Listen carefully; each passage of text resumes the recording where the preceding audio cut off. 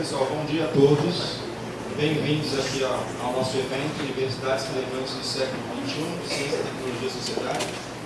Rapidamente, dizer do que se trata. Esse evento é o segundo evento que a gente está fazendo aqui no Instituto nesse ano, para discutir os rumos do Instituto de Biologia, os rumos da Universidade. E nesse segundo evento a gente convidou uma série de palestrantes do Brasil e do fora do Brasil que vão tratar das relações entre ciência, tecnologia e sociedade. Então, para fazer a abertura desse evento, eu vou chamar aqui para a mesa o professor Kelmo, diretor do Instituto de Biologia, que vai conduzir a abertura do evento, o professor Miguel, que é vice-reitor daqui da Universidade Federal da Bahia, e gostaria de chamar também o professor Roland Scholz, para sentar aqui na mesa, que vai ser o nosso primeiro conferencista. Obrigado.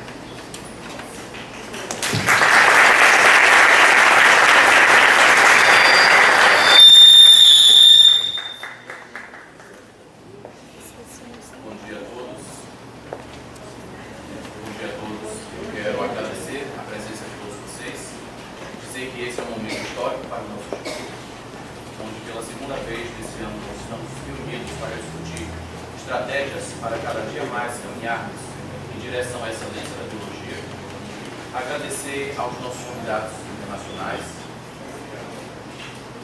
Obrigado.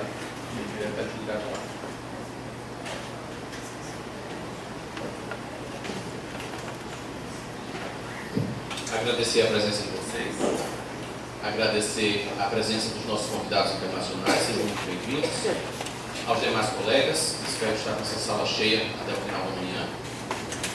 E dizer para vocês, reforçar a ideia de que essa é mais uma etapa onde eu posso contar com a contribuição de vários professores daqui, Pedro como presidente da comissão, os demais membros, Landina, Fabrícia, os estudantes, Antônio, Karen e todos os demais envolvidos, que este é um momento muito importante para a nossa instituição. É a hora que nós temos o que ouvir daqueles que vêm de fora, com novos olhares, com novas experiências, e o momento da gente replanejar, de repensar uma maneira de fazer o que nós fazemos aqui diariamente, só que cada vez melhor. Então sejam muito bem-vindos e eu espero que vocês possam aproveitar bastante esse encontro. Obrigado.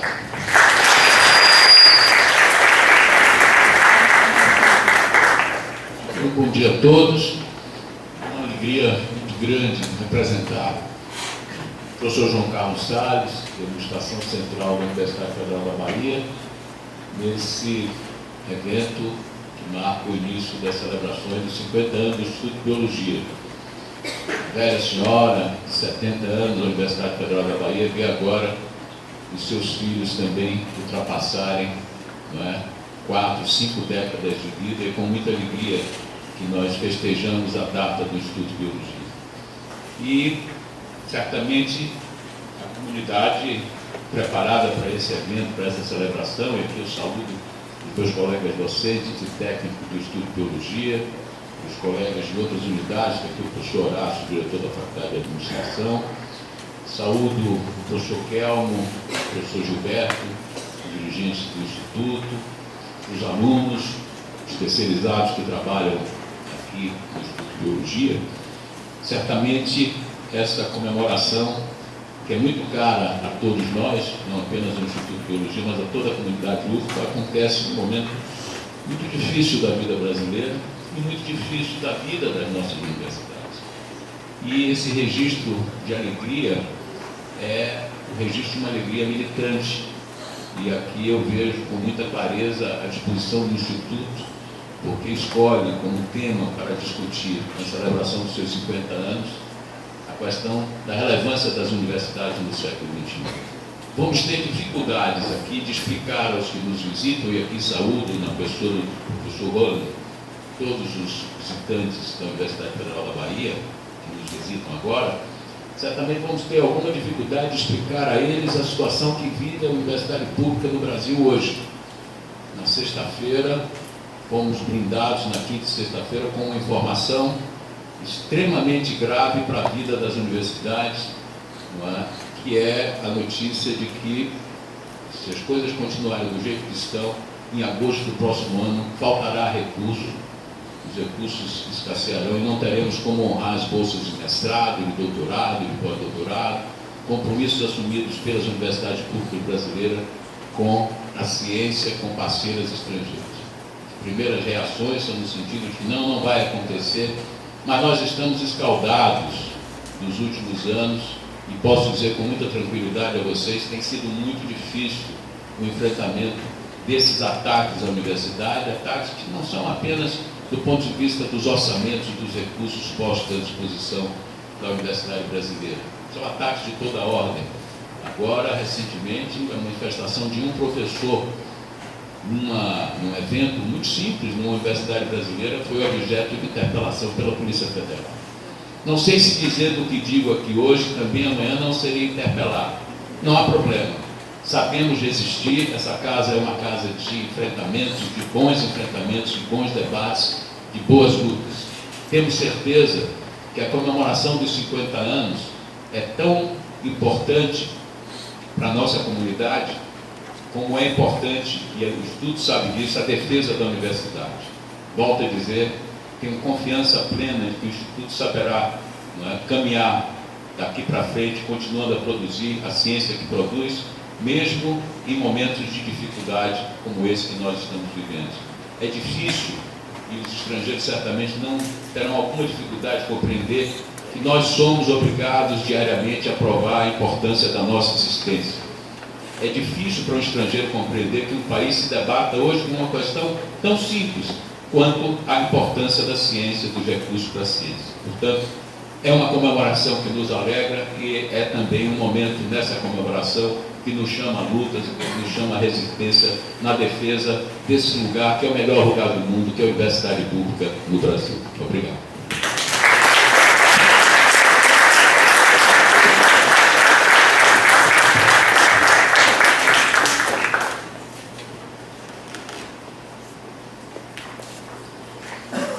Convido a professora Renata, que se parte dessa mesa e seja a mediadora desse.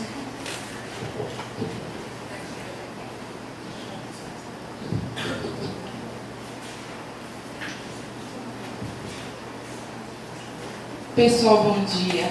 É um imenso prazer estar aqui novamente. Eu participei do primeiro evento que aconteceu em abril. Estou muito feliz. Espero que a casa fique cheia mesmo. Então, eu queria primeiro agradecer e parabenizar o IBIL e a UFBA e todos os envolvidos, em particular o professor Pedro Rocha, pela ideia e pelo empenho em organizar um evento sobre esse tema tão importante e atual. O prazer maior ainda é apresentar o professor Roland Scholz. Alguns de seus trabalhos foram extremamente valiosos para nós, do nosso grupo, quando a gente começou a navegar através dos conceitos e processos por trás da transdisciplinaridade. Nós agradecemos de coração ao professor Scholz, que tenha aceitado vir a Salvador e compartilhar suas ideias conosco. Agradecemos em especial toda a atenção e dedicação com que atendeu e colaborou com a organização do evento. Quando tive contato pela primeira vez com os trabalhos do professor Scholz, fiquei tão interessada na sua maneira de entender o papel da ciência e do cientista na sociedade, que fui buscar informações sobre a sua formação. Foi como descobri que sua formação básica na graduação foi em matemática e psicologia, e seu doutorado em psicologia social experimental.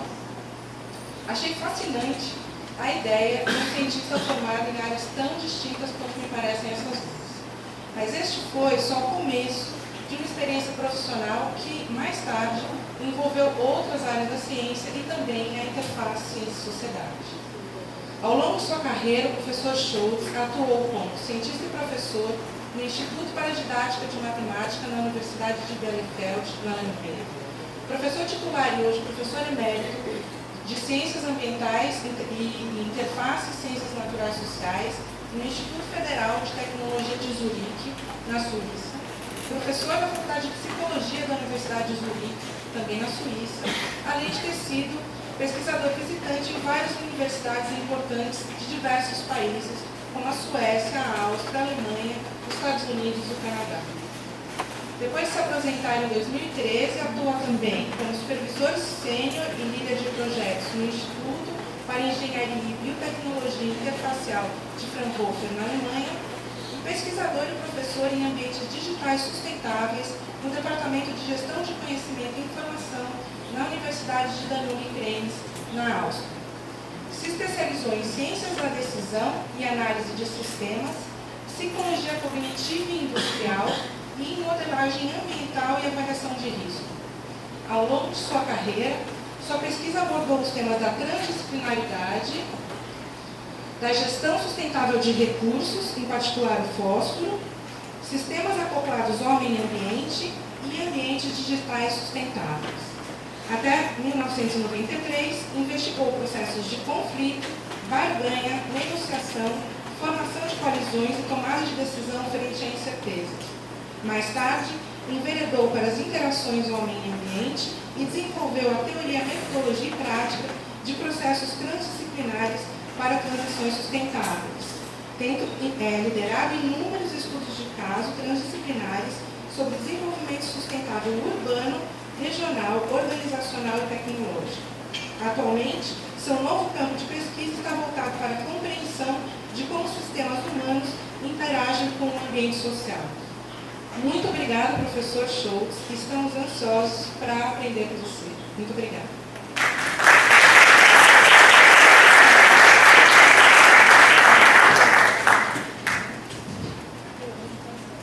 Director Salas, dear Dr. Villarocha, dear Barbara, thanks for the nice introduction.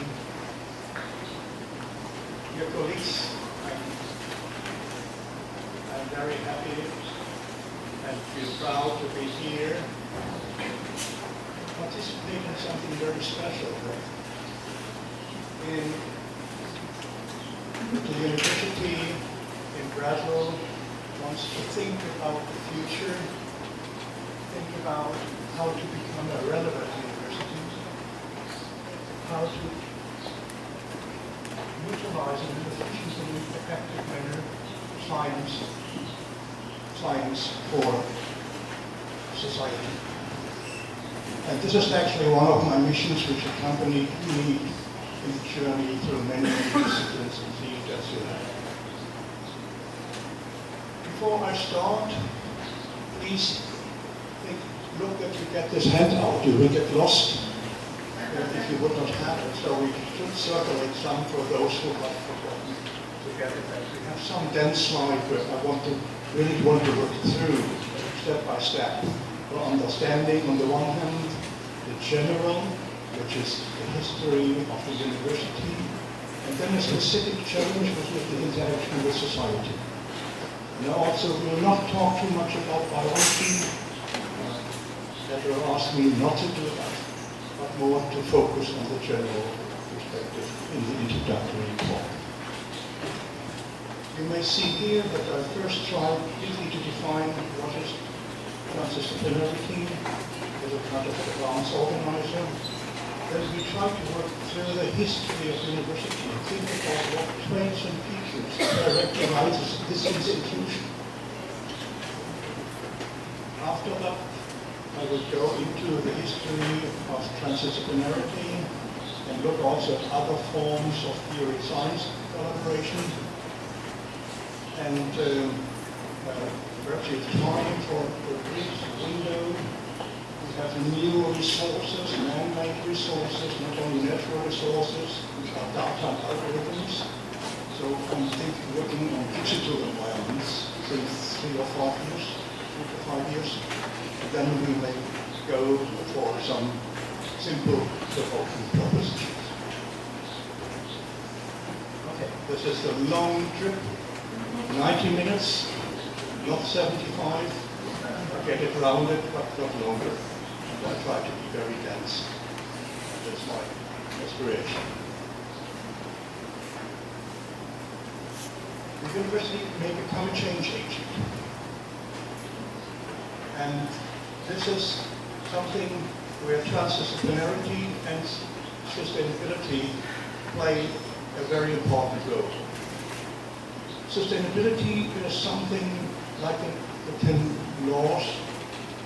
It is a regulative idea of society the world showed commitment to.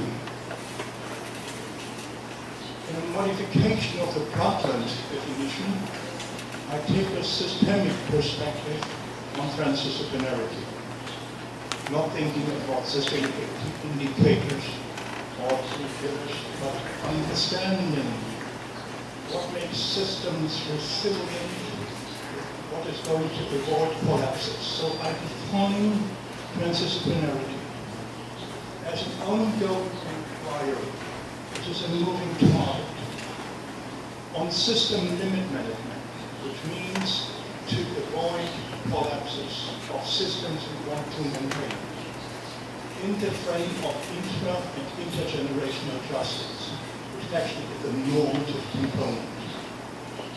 And the middle term is resilience, and resilience assessment, if you know that what are the framing norms, are actually a scientific venture, a science venture. So this is the place, and then we have to embed what we are doing in this. And we look for what type of risk society wants to take, or vulnerability, but do our work for sustainability. Transdisciplinarity, in the opening, for me, is the methodology of sustainable transition. And I define it as the three lines venture. On the one hand, you have an unsustainable, for instance, phosphorus management. We want to go for sustainable phosphorus management in the future. The first is what we need is a targeted interdisciplinary process. You will think about what scientists from chemistry, from economics, from soil science, etc., are needed to understand what makes sustainable phosphorus management from a systemic perspective. This is very difficult to get the colleagues together. Everybody is an islander, doesn't want to join collaborative work. The second is that we have to reflect on what are the key stakeholders who are involved in the process. And we have to run a multi-stakeholder discourse, which thinks about what interests and worldviews are involved, and to look how this can be brought together for a kind of sustainable action. Transdisciplinarity is actually the relation of these two strings, of these two lenses. And then we talk about the transdisciplinary process, and you need, in the long run, you need professionals, we need transdisciplinary facilitators who are organizing that, and we can look at both sides. This is a little short, general picture. So far, if you know how I'm thinking. Then in the preparation of this talk, I took also a long journey by myself. I went through the history of the university. And if you look at also the old Greek in Europe had places of teaching and doing research. But then in the medieval, the university lectures were given in the dome or in the churches. And we had also a long time where theology was very dominant discipline. This changed in the year 1800, around the year 1800, in the first industrial revolution, when, of course, new knowledge has been needed. We have new technologies, we have new structures of society, we have chemicals, electricity, and the civil servants, the government have to be prepared to go along with that. It has not been only professional work. It has been that what Humboldt called Bildung. Humboldt called Bildung.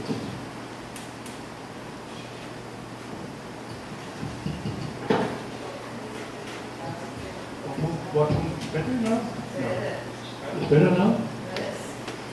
Now what Humboldt got Bildung. And now we are again at transition. So with the digitalization, we are entering a new age, and you can't think about the university of the 21st century without thinking about digitalization. Forget about it.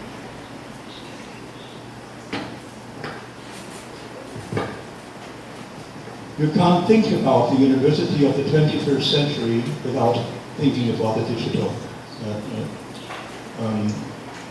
transition we are facing. Now please open page 2 of your handout, and I want to go with you a little for understanding the nature of university.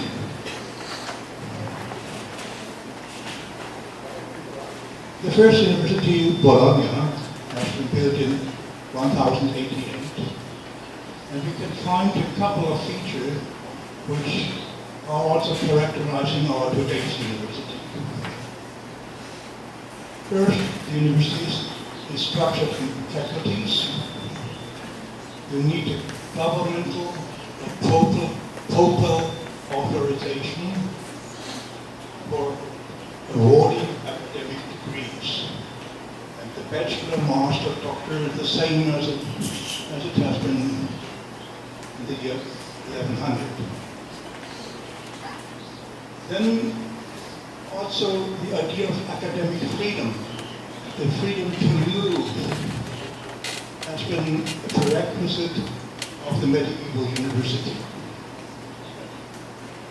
A little bit more surprising is that what we today call knowledge economy has been also around with Bologna. The community had interest because there was rising reputation of the community when having a university and having the knowledge around. So what we can see today with the provincial university has been a strong feature at that time already. Then nothing has changed too much, though of course we also may think about Thomas of Aquin, we may think about Martin Luther. He has been professor at Wittenberg. He brought in new ideas in the revolution and the renewal of universities. So there have been change agents at university at that time in the medieval. Didn't happen much for long. It was clear that theology, law, and medicine have been the leading sciences. They have been instrument of power and of utility. And there has been censorship against critical ideas. And this has been broken by Immanuel Kant in 1789. He wrote a book on the disputes of the faculties, and he was arguing that we have to allow for free thinking, for reason, and also for evidence, for data. So he was referring to Francis Bacon and his ideas with Platonian thinking, which had to outpower the instruments of the governments and of the leaders. This has been a very important step, but you must know that also, you can see it on your slide, the French Revolution took place just at that time. And this was actually that they had a tabula rasa thinking. Everybody should start from the French, also endangerment of the universities. The number of the universities cut down from 150 to 90, thinking that the natural mind could do something.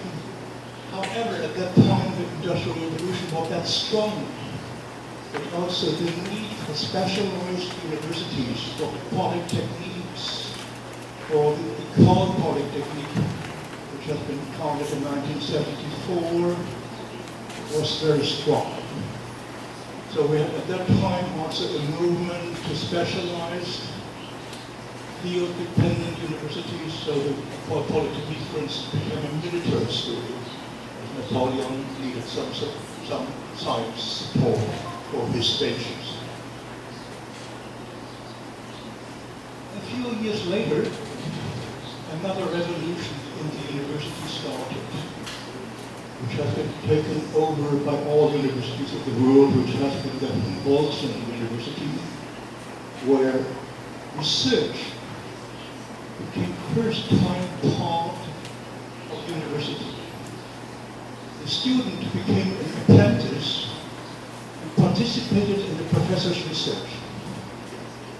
So he was participating in this field, and since then teaching and research are indispensably linked conceptions of top universities. And also another point which we have today, very strong, I come back later to it, with the triple helix. The politicians also, the Italian professors also changed hat and became policy makers around. This happened 120 years before, and through that century, from 1800 to 1900, we could see that there has been a formation of disciplines that run primarily from philosophy. We have different sub-disciplines and also from arts. And actually the US-American discipline-based university emerged till the end of that century, and the discipline have been the places. You must know in Germany and Switzerland, etc., we have chairs, very hierarchical positions, so we have a full professor on top, and then we have 30 people in a highly differentiated hierarchy. This has not been seen as a very democratic model in most parts of the world, so the disciplinary method succeeded. And now it's important for the future. Will this discipline survive or not? If you go to Anthony Ent, a sociologist of science, who has done research or decades on this topic, the answer is yes, they will survive, and they have to survive.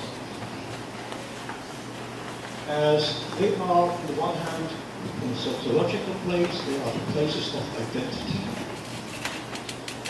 On the other hand, we have a very efficient division of knowledge among different sciences and subjects. It should not be given up. And from my side, as I'm working on human-environment interactions, human-environment systems, there is a fantastic rationale in the disciplines with respect to explaining what drivers and rationales are inherent in human systems, in individuals, in companies, in states, in the cell, in organs. And you can see it here. If you look at the left side, you can see the hierarchy of human systems. We have individuals, we have groups, organizations, institutions, society, something like European Union, supranational systems, human species, and below that we have organ, cell, gene, molecules. If you want to understand how these human systems work, what are the drivers, you can go to the shelf, to the two shelves of discipline, and just look at them. How is administration functioning? And you can go to administration science or to business science and to others. And it's a wonderful tool if you work transdisciplinary, as you must have disciplinary knowledge, state of the art. If you look at the Second World War, one might suspect that science, the disciplines will collapse. But this has not been true. Even in Germany, the disciplines survived, professors politically adapted, and even some disciplines professionalized. Psychology, who was really looking also for typology of humans, and also supporting racist approaches, they professionalized and made their benefit at that time. But also, of course, at that time in war, they had huge technology projects. For instance, the Manhattan Project included 100,000 people who have not been noticed by Germany, by the way. The Russians have been closer to Poles, Oppenheimer and others have not only been Jewish but also have some socialist communist relations. So there have been some link to secret services with not control. But also what is of interest is that the Second World War has been the cradle of interdisciplinarity, if you go to history. There are two fields where interdisciplinary developed. One is operational research, and the other is game theory. Newman Wallerstone wrote a book, Game and Economic Behavior, in 1944, bringing economics and mathematics together, thinking about how planning works, what knowledge is around, how to cope with uncertainty. So probability has been part of operational research. And operational research is still, for me, one of the main pillars. If you go to complex system analysis, today it's part of business sciences, but the cradle of interdisciplinarity has been in the Second World War. Not so often noticed. After the Second World War, society benefited from that knowledge, and we had a lot of think tanks, like Red Corporation, who just used economic think tanks, and AT&T, and all those benefited from this interdisciplinary work. I visited AT&T the first time, the research department in '78, and I could see those guys who have been involved in military actions, how they look for IT&T and other fields of development. But we also had a slowly emerging information technology world science community. It had been nationalized before. I still know colleagues who went with the ship to the US, and but this after when we had the plane, we had a kind of global English language science community emerging at that time. If we go down to the closer point, it's interesting that in 1968 in some places the students in all parts of the world asked for cultural political change. They could see that the US, Vietnam military-driven activities are not what they expected. However, the university itself remained pretty untouched. It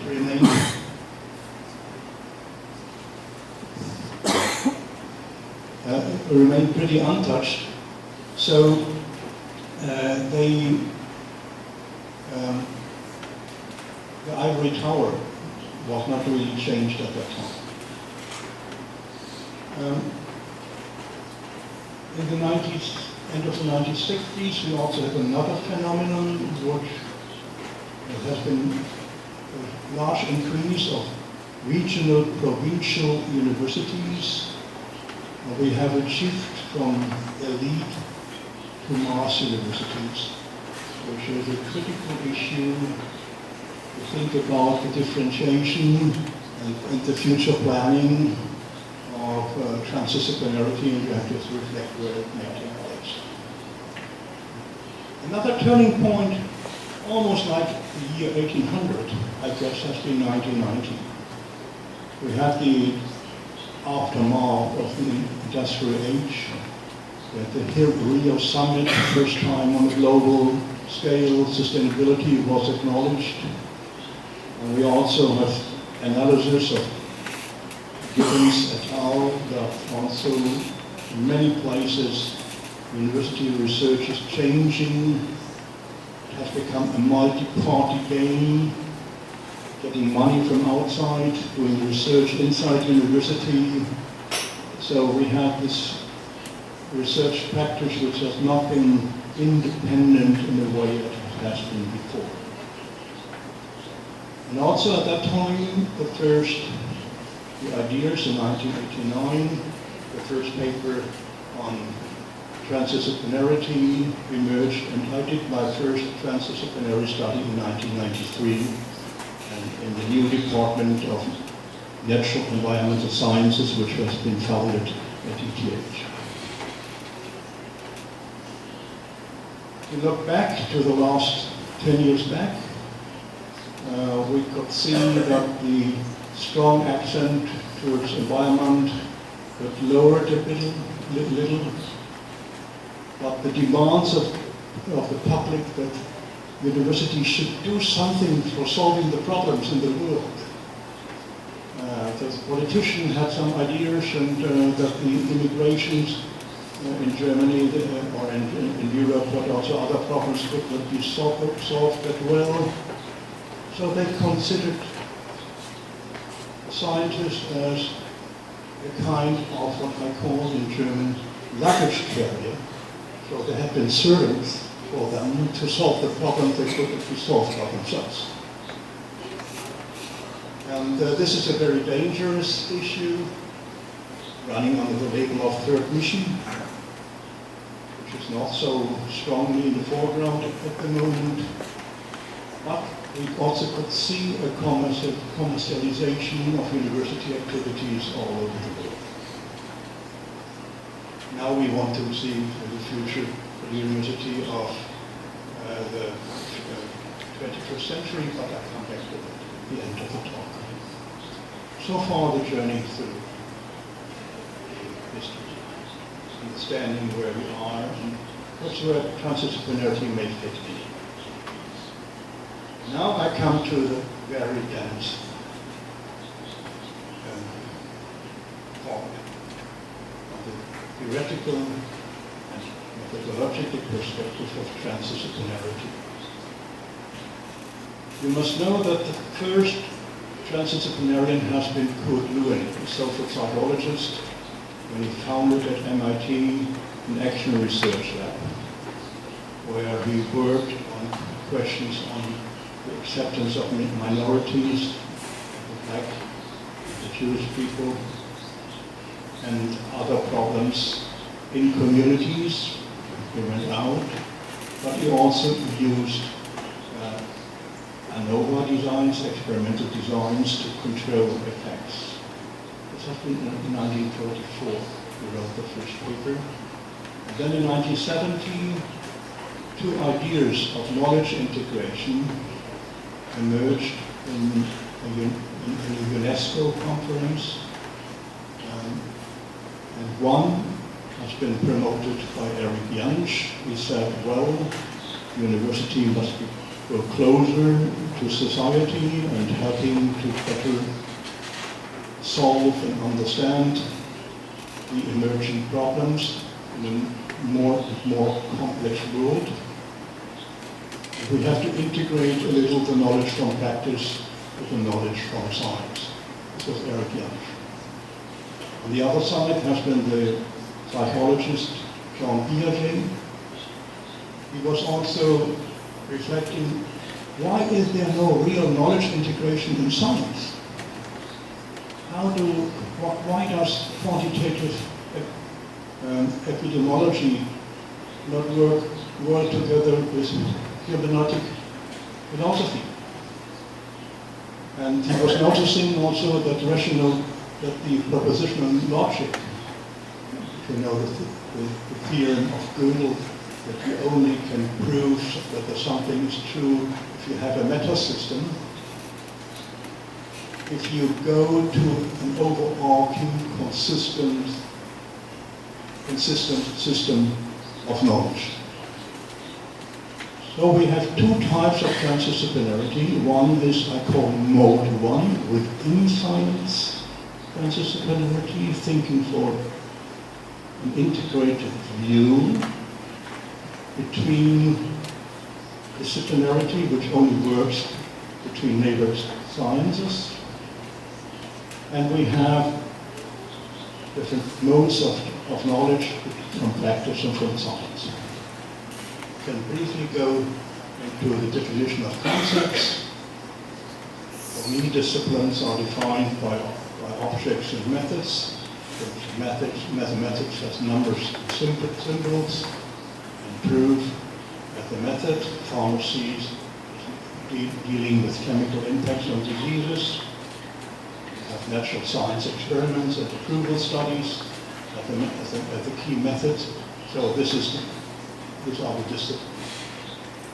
Interdisciplinarity consists of a merging of concepts and disciplines. It is not an additive way. It is also not cross-disciplinary, as in use one language, like mathematics, across all sciences. But if you don't find that, I'm not talking about. Game theory has been an example for this mentioned before. So far on that. But now, what is transdisciplinarity by definition?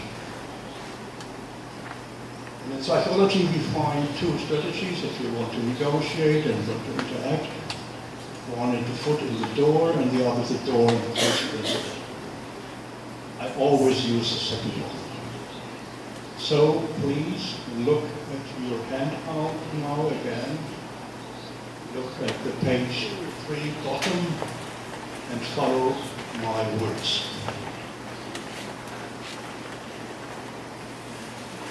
Transdisciplinarity has become a third mode of doing and utilizing science.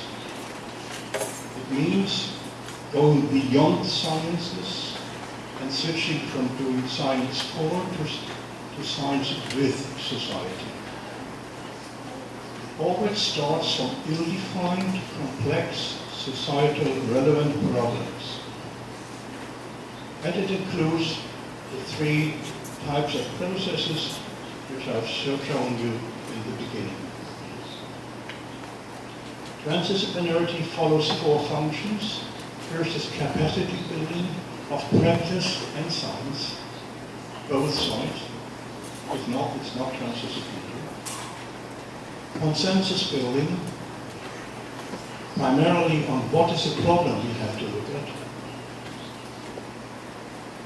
Analytic mediation, as if you are in sustainable transitioning, we have winners and losers.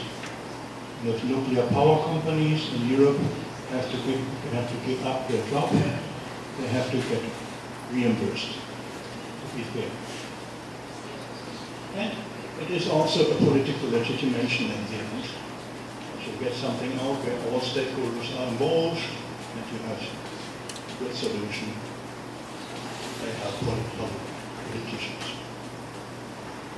It is based on mutual learning,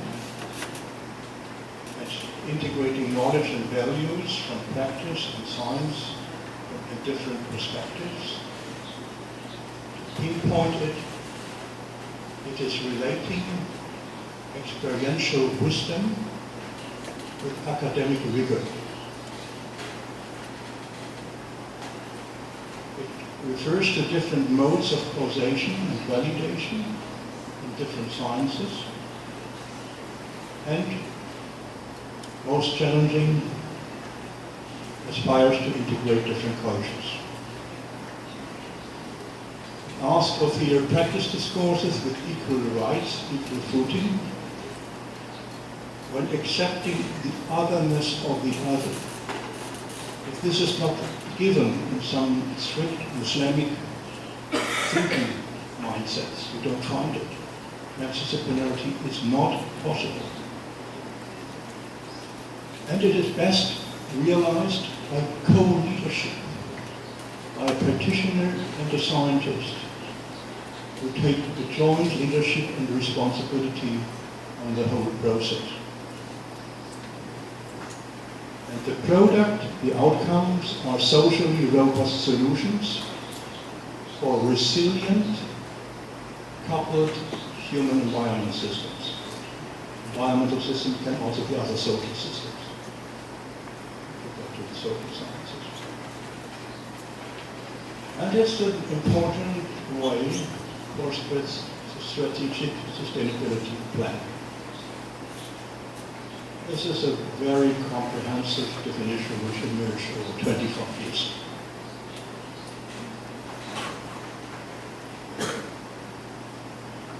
Or in the face.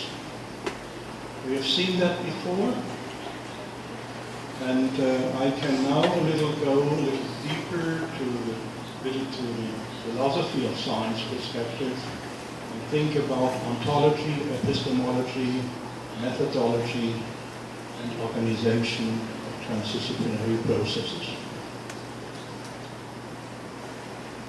You only should go with transdisciplinary processes if you are facing an ill-defined problem, which includes normative issues, that means usually is contested. Task is defined as an initial state and a final state, and you know how to go there. The problem is that you have a barrier. An ill-defined problem is that you do not know how the initial state looks like, how sustainable or unsustainable we are, how the target state may look like, and what barriers we have to pass. This is not visible in ill-defined problems. Just for that type of problem, transdisciplinarity should be applied. That's all for on. More complex is the epistemology. Epistemology, in my definition, is do we know why?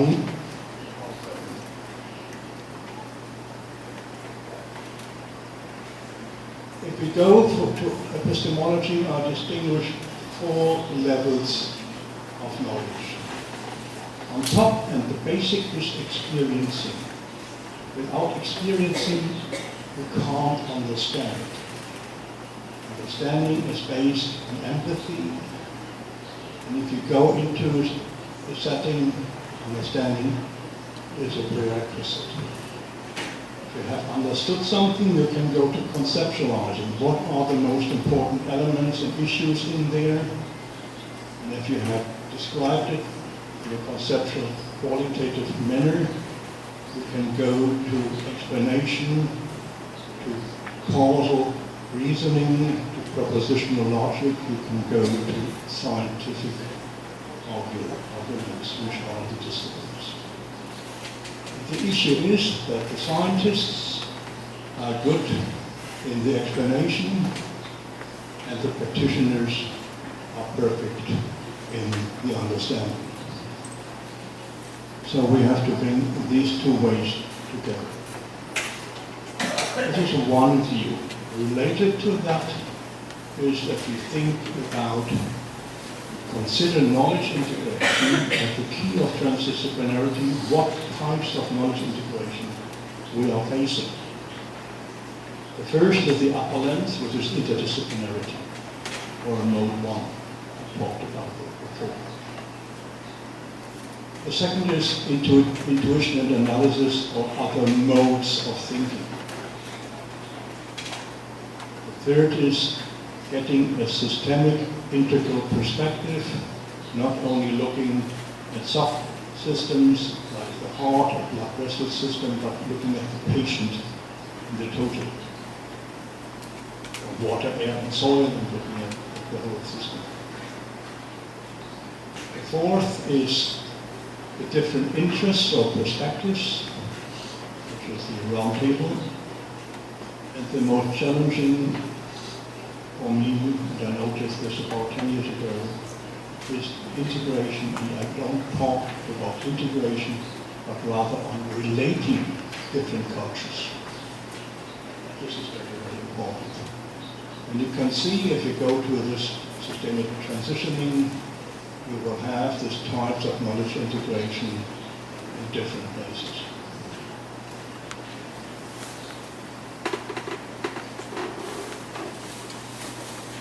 Another challenge of transdisciplinarity is that you are coping with overly complex systems. And you must have a good strategy to survive in these settings.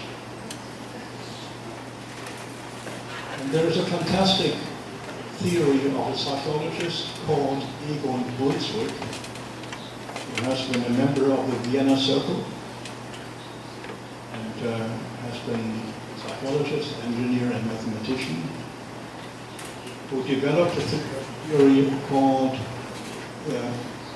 probabilistic functionalism.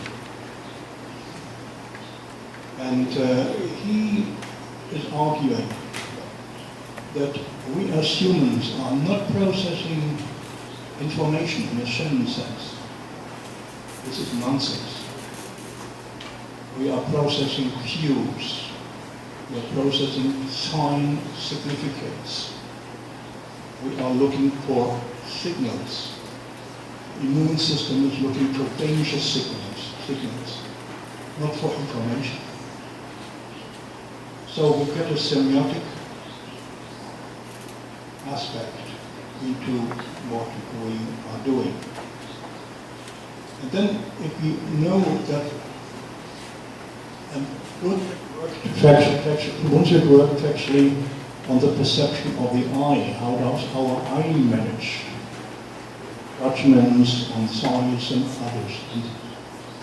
And here also he noticed that also our cognitive visual system is looking just on a small set of cues, and they are not independently or hierarchically organized, but they are overlapping, so that he has something what he called vicarious mediation or substitutability.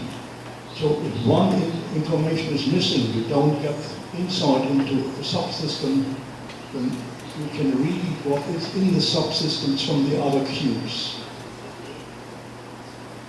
And everything is probabilistic, that means uncertain.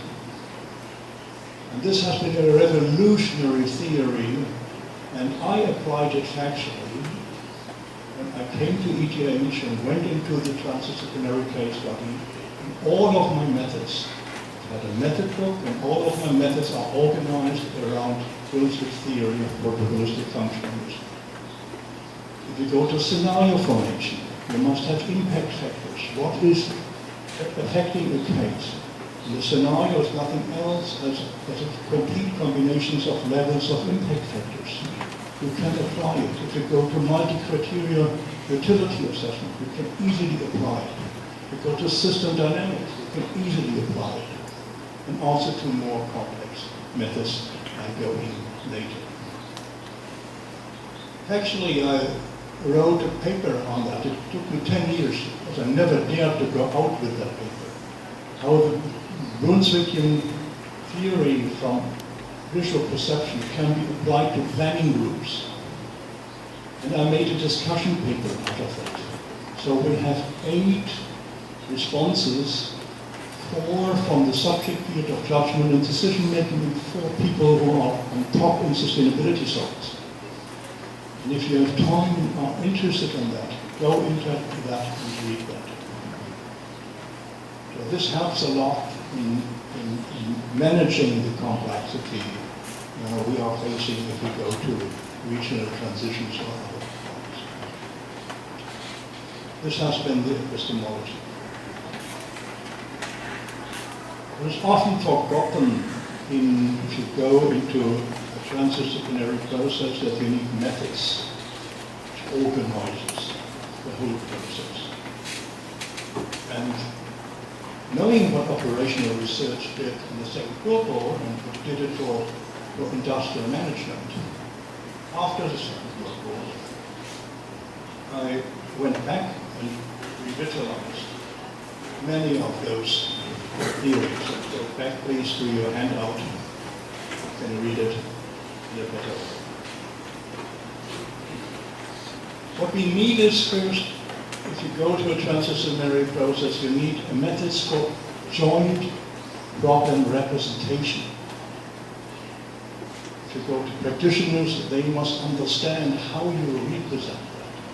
And I call it here case representation. And I have a couple of methods like here, formative scenario analysis, material flow analysis, system dynamics, but also deep pictures, that you let people paint something, and then everybody has to paint about a situation, and then communicate with these deep pictures and look for some also having very qualitative approaches. Usually what you do is that you describe a situation, then you go for future scenarios, and then want to evaluate them. To think on which one is better, which one has what rebound effect involved. And here we have a set of methods: multi-attribute utility theory, integrated risk management, life cycle assessment for one of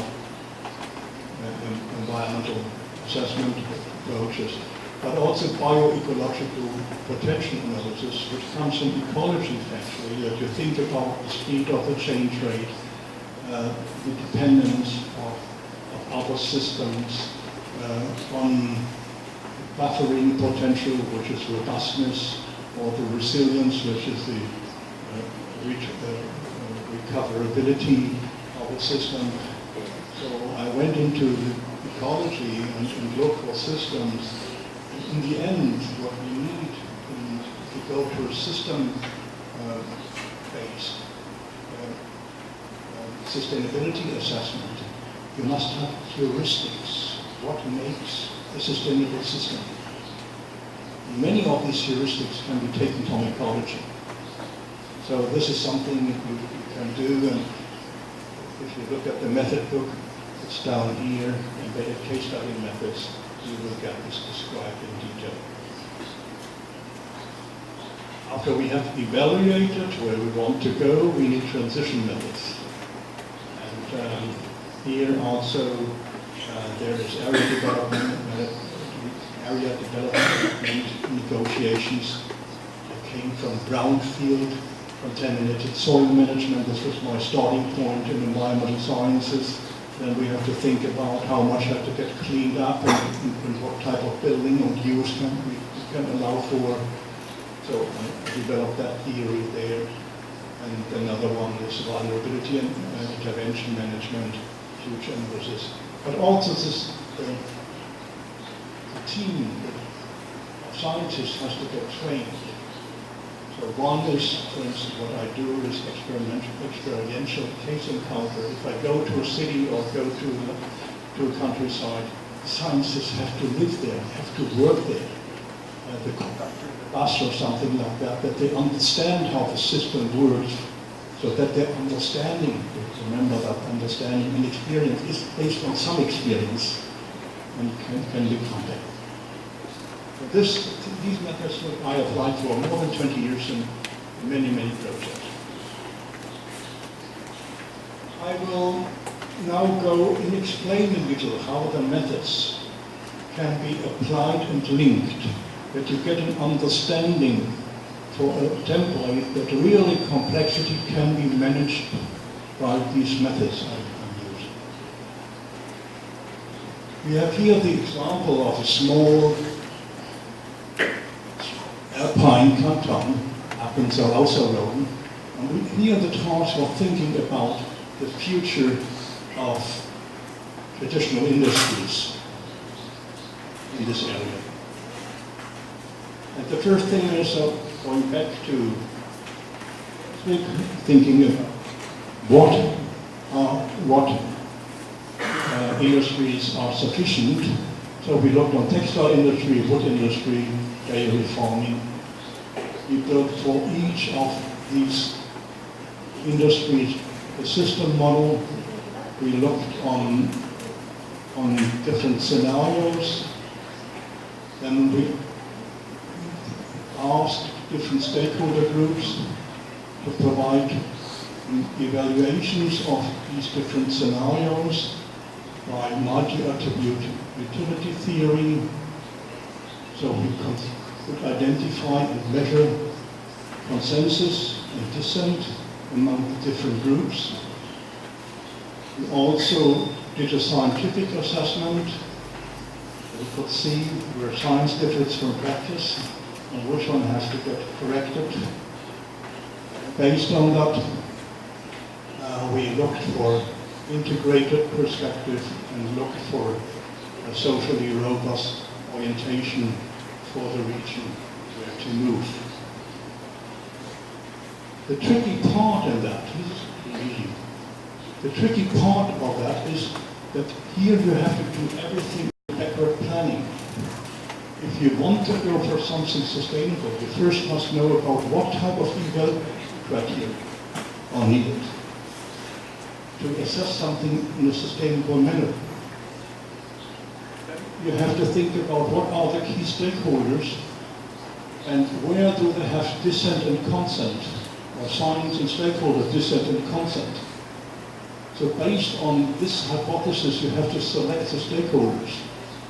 And the scenarios have not to be dream scenarios, but they have to be functional scenarios in the way that if I apply these scenarios for a multi-stakeholder evaluation and reading on consensus and dissent, I can learn about the sustainable transition. And based on that, I must know what is a good system boundary and what is a good fix. And this is the high art of doing strategic planning and applying the methods in a multi-stakeholder discourse with co-leadership. I always work with co-leadership in practice, which is easy to do if you know that reality. Okay. We come to organization. Sorry. We come to organization. Here you can see a typical org chart. You have leaders from science and practice. You have a steering board, half from science and society, and also stewards. And then you have different facets, conceptual grid in the facets, and then you have always half of them comes from science and half of them comes from students. And I do that in all projects. And the largest project I did so far has been on the sustainable global phosphorus cycle. So phosphorus is a nutrient, 85% is used for nutrient. And then also one challenge was, who should be the co-leader? Who should be a democratically legitimized leader for the global phosphorus cycle? It's quite an intellectual challenge, but in the end the answer is pretty easy. 85% are in fertilizer companies, starting from mining up to the fertilizer production. There's the International Industry Fertilizer Association. 80% of all companies are involved there. But if you convince the head of this association, you have someone who is democratically legitimized by the companies who are then working in the constitutions of their nations. And this I did, and actually we have here two leaders, and then we have other people from Greenpeace to the largest Moroccan mine.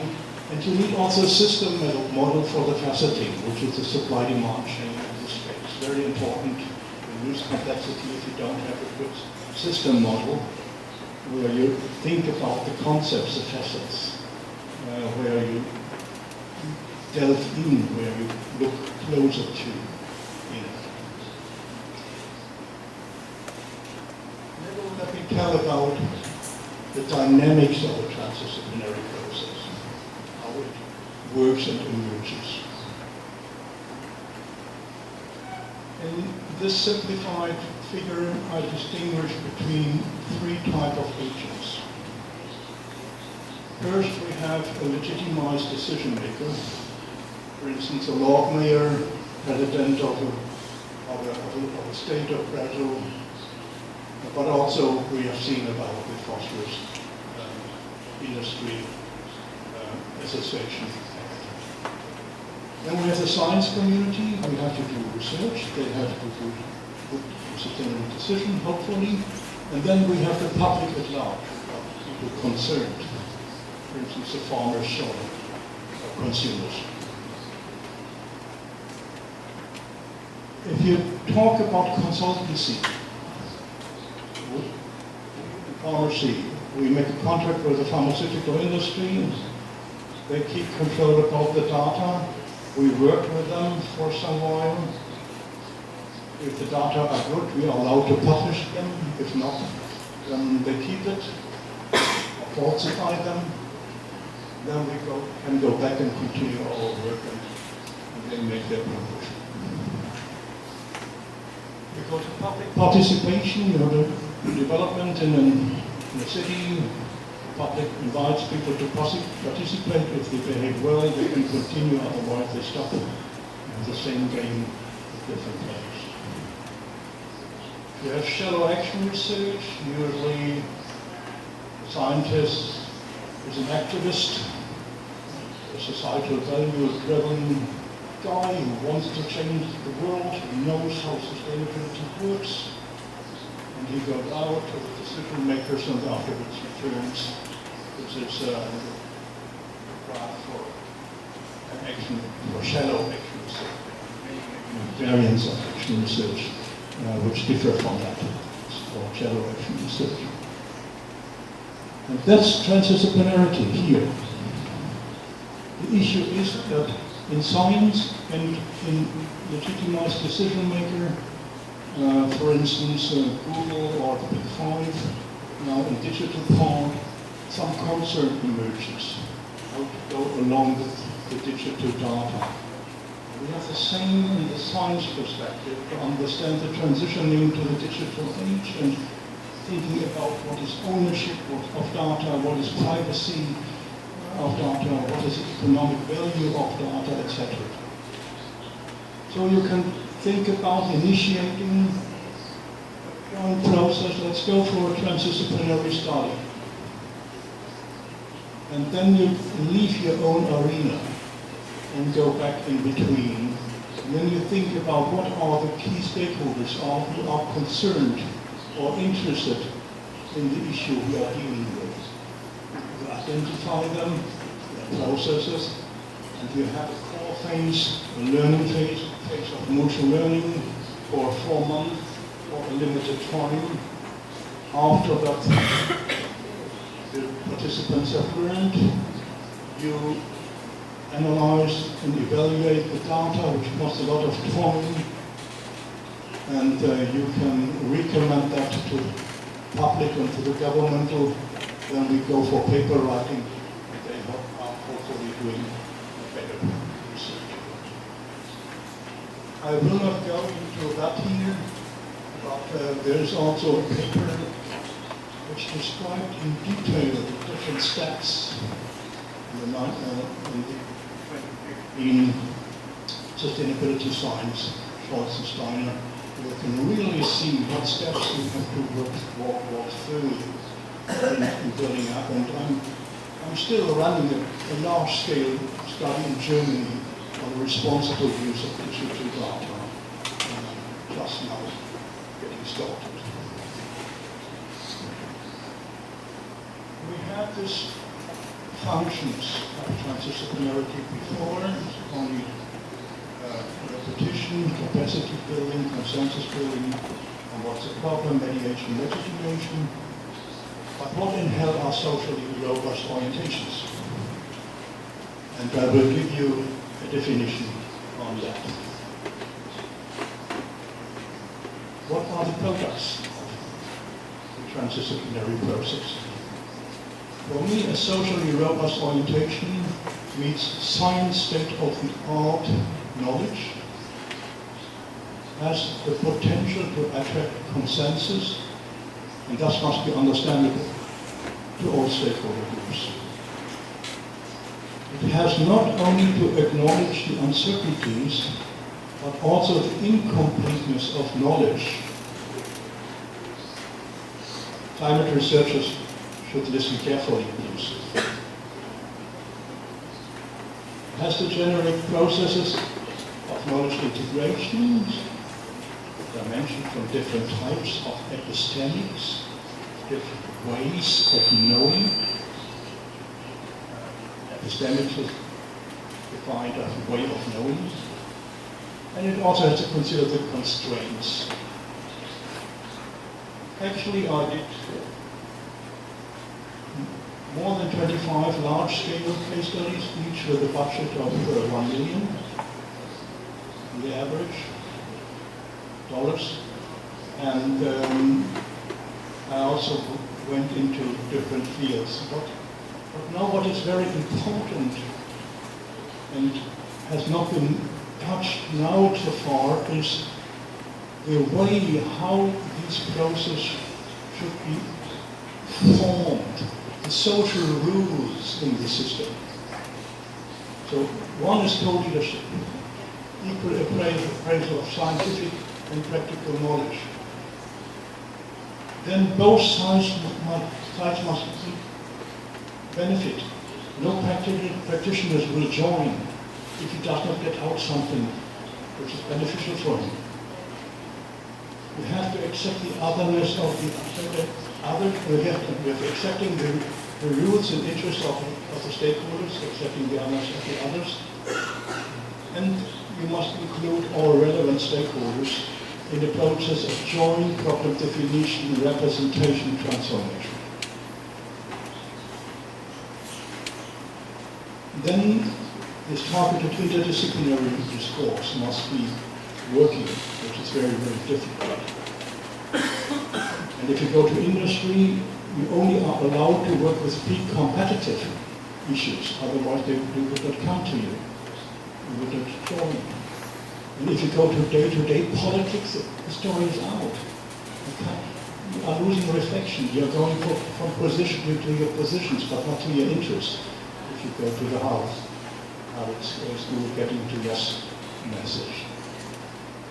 And you must go for a closed discourse. It's mutual learning. You must be allowed to say something wrong.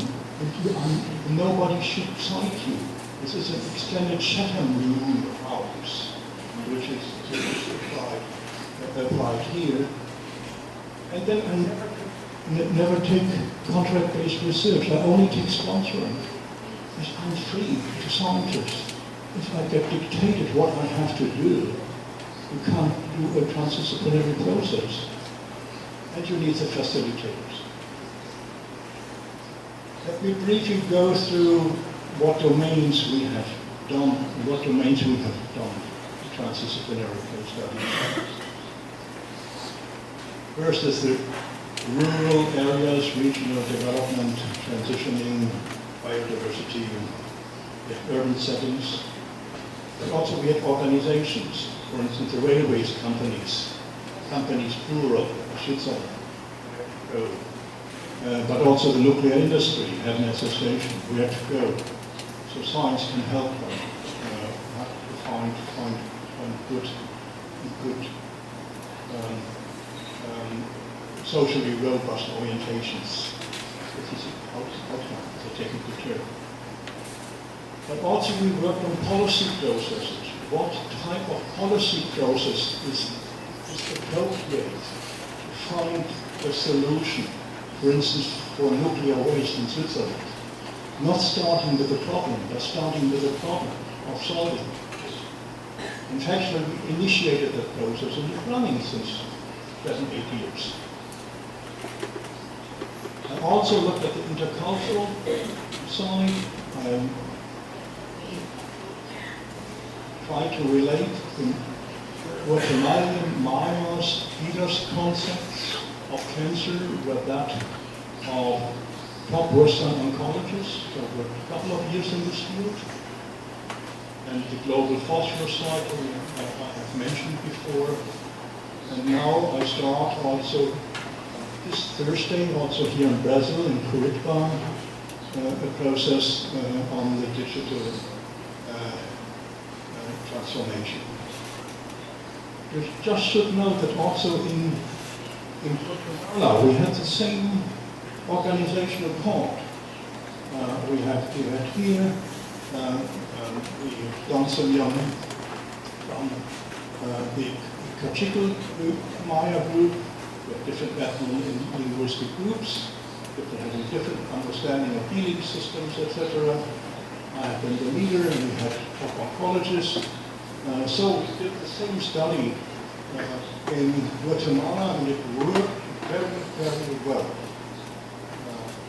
If you get the trust and partner understands what you're doing. Okay, we have now passed 1 hour and 2 minutes. And I have another 28 minutes with you, as I told you. And I can see that you still try to listen. It's very dense. It is really something which is not only thought about, you may feel I live in this system. But it's only 1/3 of my scientific work, which is also respect this. I'm doing also other things. It's only 1/3 of my activity.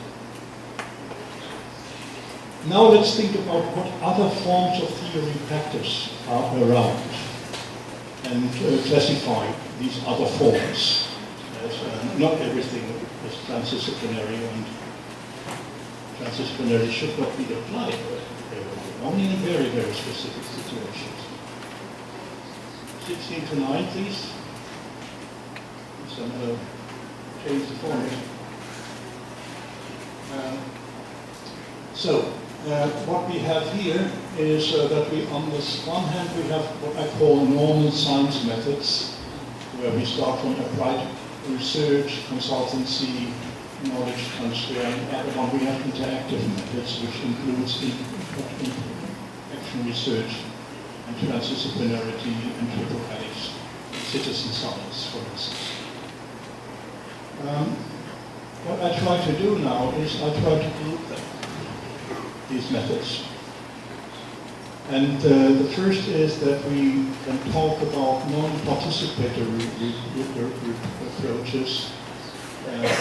For instance, if we do applied research on a topic, or we go for the science shop for knowledge transfer, it's one-way knowledge transmission. If we do grassroots politics, we are not participating in the grassroots process. Otherwise, it would not be a grassroots process. But also ethnographic research or participatory research is something where we invite the practitioners and keep the control, and then they are sent off if our needs are fulfilled. The second group is where a principal, the boss, is taking control. And I think this is done in team science at Stockholm's, where, for instance, different teams of working in the health sector are collaborating and thinking for joint solutions, but also in translational research, which is also in medicine, which is since 1915 a field where knowledge integration is attempted. Or if you go to economics and open innovation. Group 3 is that the researcher is giving some rights to stakeholders for some time, but he keeps in some respect control. And this is citizen science. I'm very skeptical with respect to citizen science.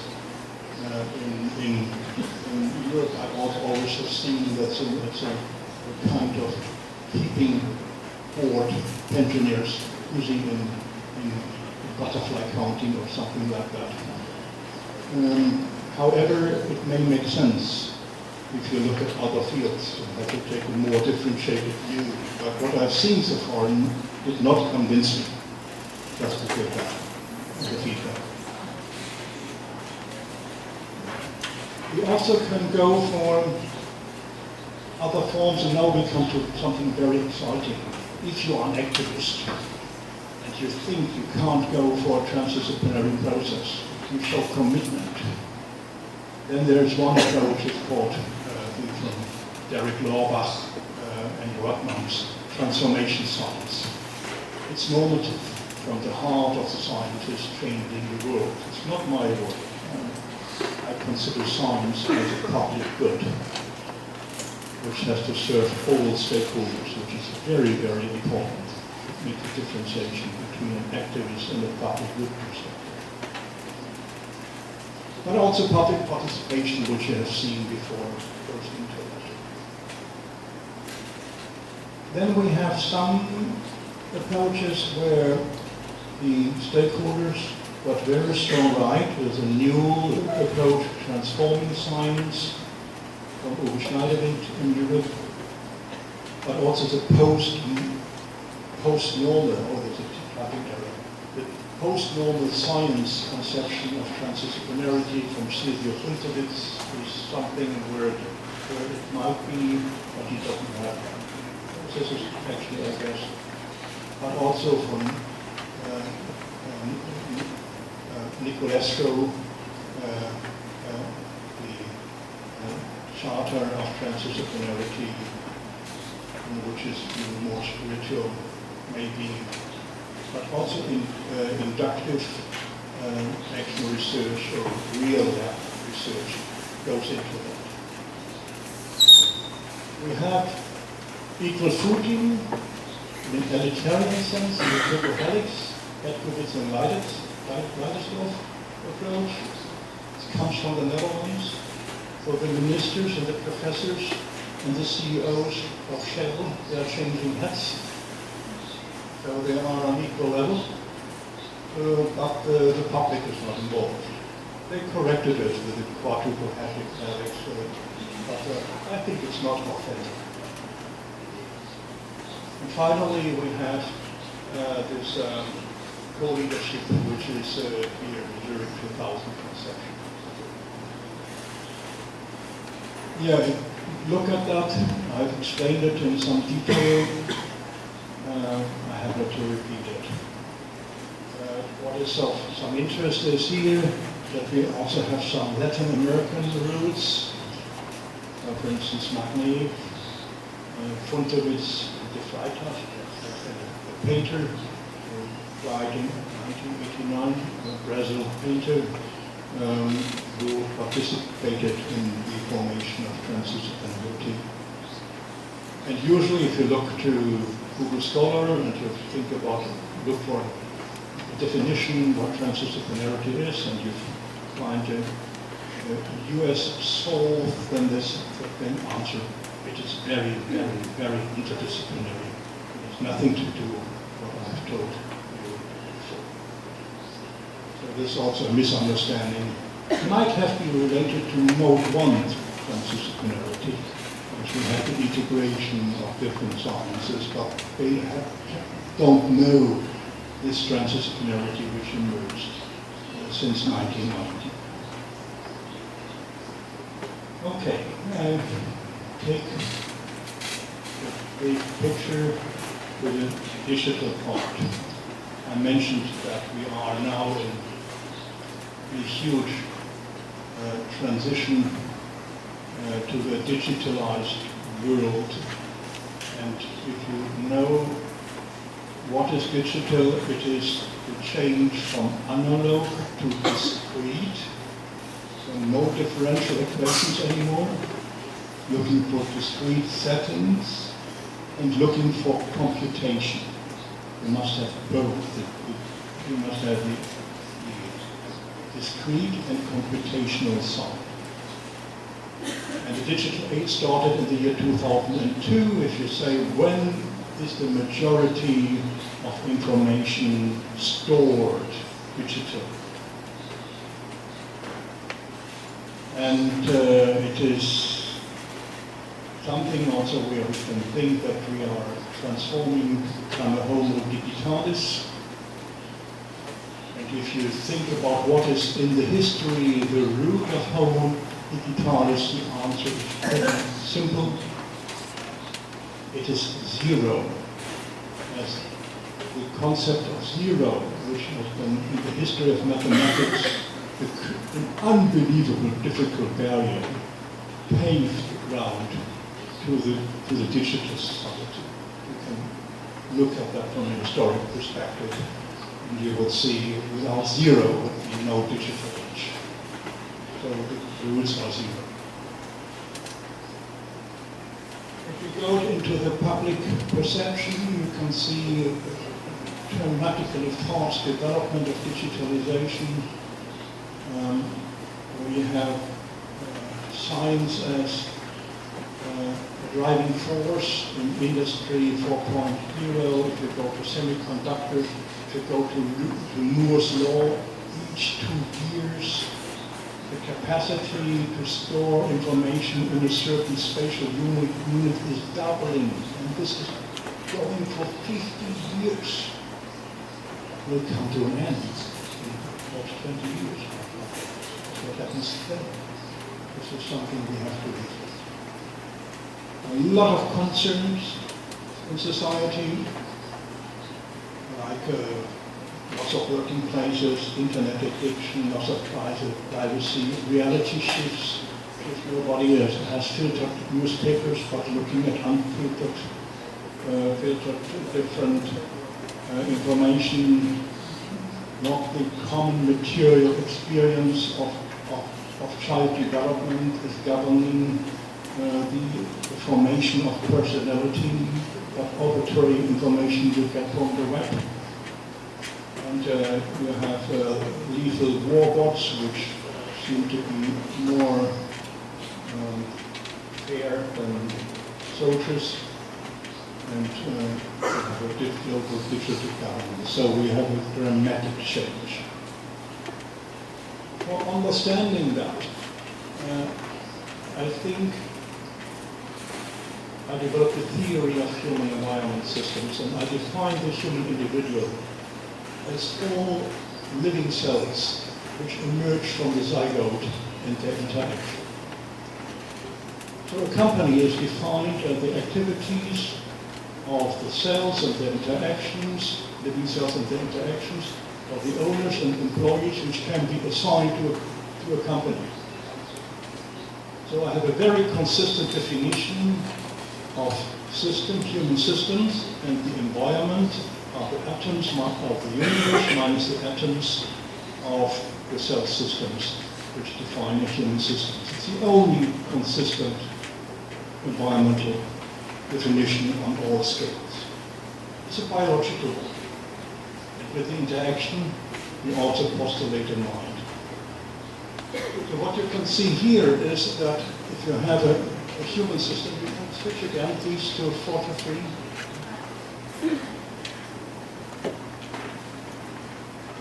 So what we have here is we have a human system, we have the material side, which are the cells, the living cells and the interaction.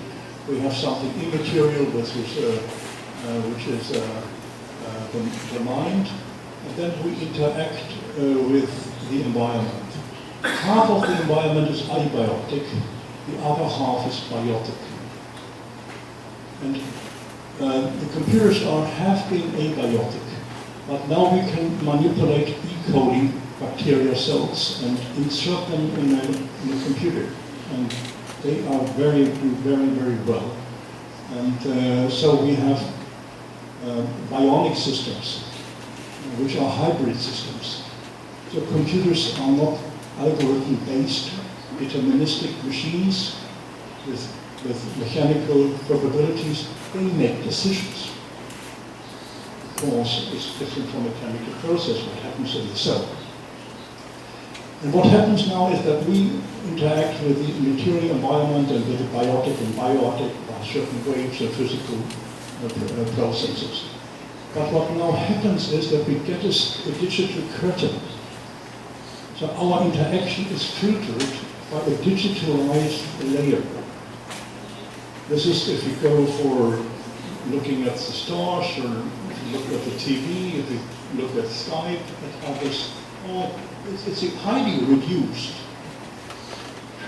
transformed system. And the problem is that this digital curtain on all levels of human systems is controlled by a few companies and is interactive. So I just tell you a little where I have some concern in my biological based approach goes to that. And we have now, if you look at the systems, we have also a fundamental change in economics. So with classical variables such as capital, labor, and natural resources are supplemented by data and algorithms as economic variables, which are changing completely the game of that. We are digitalizing life, and we do it since Crick and Watson. The DNA is a genuinely digital concept. We have two pairs of assets and two directions, so we have numbers 1, 2, 3, 4, so we have quaternary numbers. And if you look at the history of evolution, it has completely narrowed the view of evolution to random mutation. E.O. Wilson considered the social factors as evolutionary variables, and this has been blended out for decades, popping up now slowly, as you can see. You can see also what rebound effect digitalization has to disciplines. You have the same in climate research, where now the loss of differential equations, which gives insight into the laws of nature, are in some respect lost. So there is a huge field of concern I have, which should be worked with soon. And for preparing now science for transdisciplinary processes, in reflecting and governing the digital transformation, I started expert roundtables all over the world. So I'm doing the South American one this Thursday, Friday in Curitiba at the Catholic University. But people from all countries will come. And we have now 3 questions in here. So these are guiding questions which are on top on each transdisciplinary processes. What are the positive and negative unintended side effects? Unintended side effects. The unseens. That are linked to digital transitioning. I start with these unseens, the structural changes which we try to blend off, which are linked. And then we have to reflect on in what way these unseens become subject of science. To reorganize science. You are also thinking about reorganizing science here. And you did already quite a lot. You have a pretty modern institute. But now think about what is forthcoming in this century and reflect whether it should be integrated. And I'm also go for transdisciplinary follow-up with that. And I can well imagine here in Brazil that we should run transdisciplinary process about production, generations and cultural components as a kind of aid for the government. But we will see what comes up. We are writing papers on that after each roundtable. And you can see here what type of perspectives are taken in the South American ones and what participants. I didn't find a biologist who was working on sustainability who could contribute. And this is really making me a little angry, because I think this should be also allowed. But there are so many rebound effects. If you go and think about genetic engineering, think about directed evolution, think about all the vulnerabilities which get in if we don't have homogeneous situated populations which go for classical evolutionary cleaning up processes.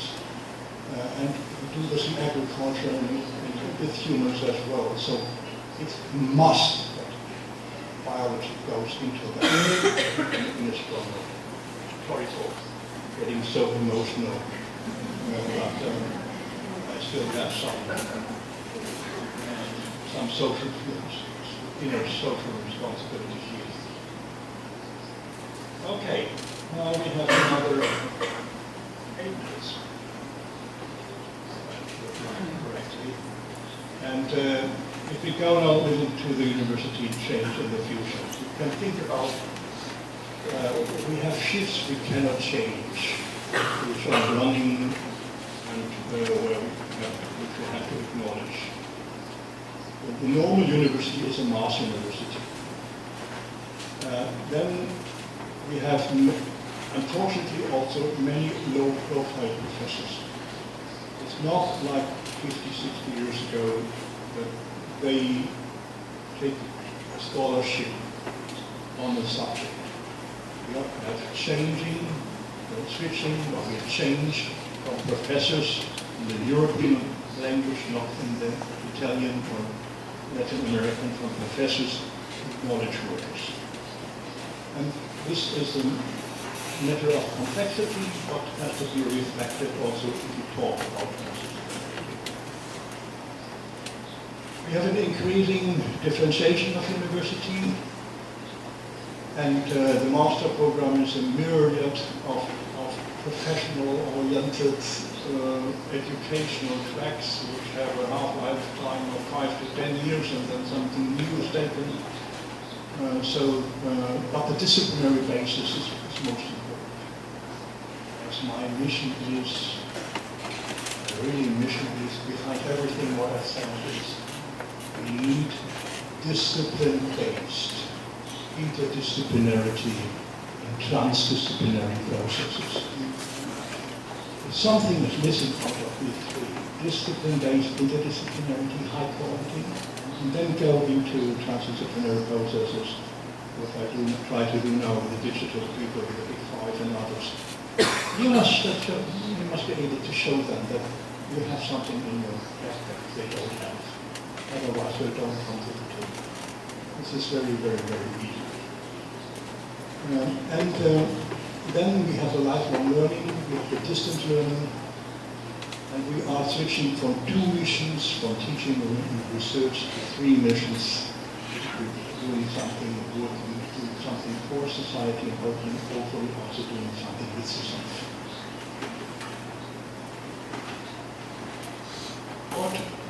The second is that we are switching from a public university to entrepreneurial university. The university accompanied by itself,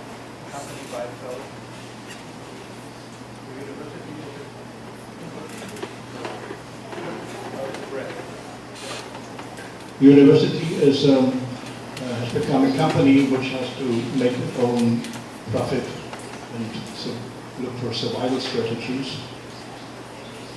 We will have ubiquitous computing in all fields, so we can say after law and theology, philosophy became the lead science, then it switched to physics, now we have another term to biology, and now it's coming computational science as a new lead science. I wouldn't like that, but we have to reflect on that. And we have an increasing amount of research outside university, at least in Europe. I'm also working at Fraunhofer Institute, 24,000 researchers in Germany working in applied science. It's the hidden army of German industry, with Fraunhofer Association. We do contract-based research, not Max Planck Institute, which do basic research. So we have these units built up, and I'm working also for Fraunhofer with some of my projects. And then we have a lot of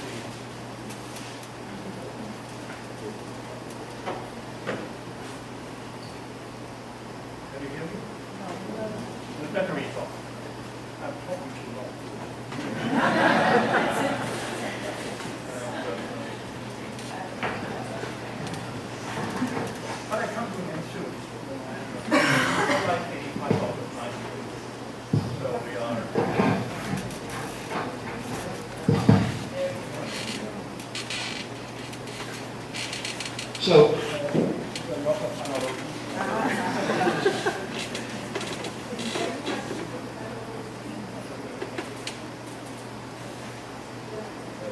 the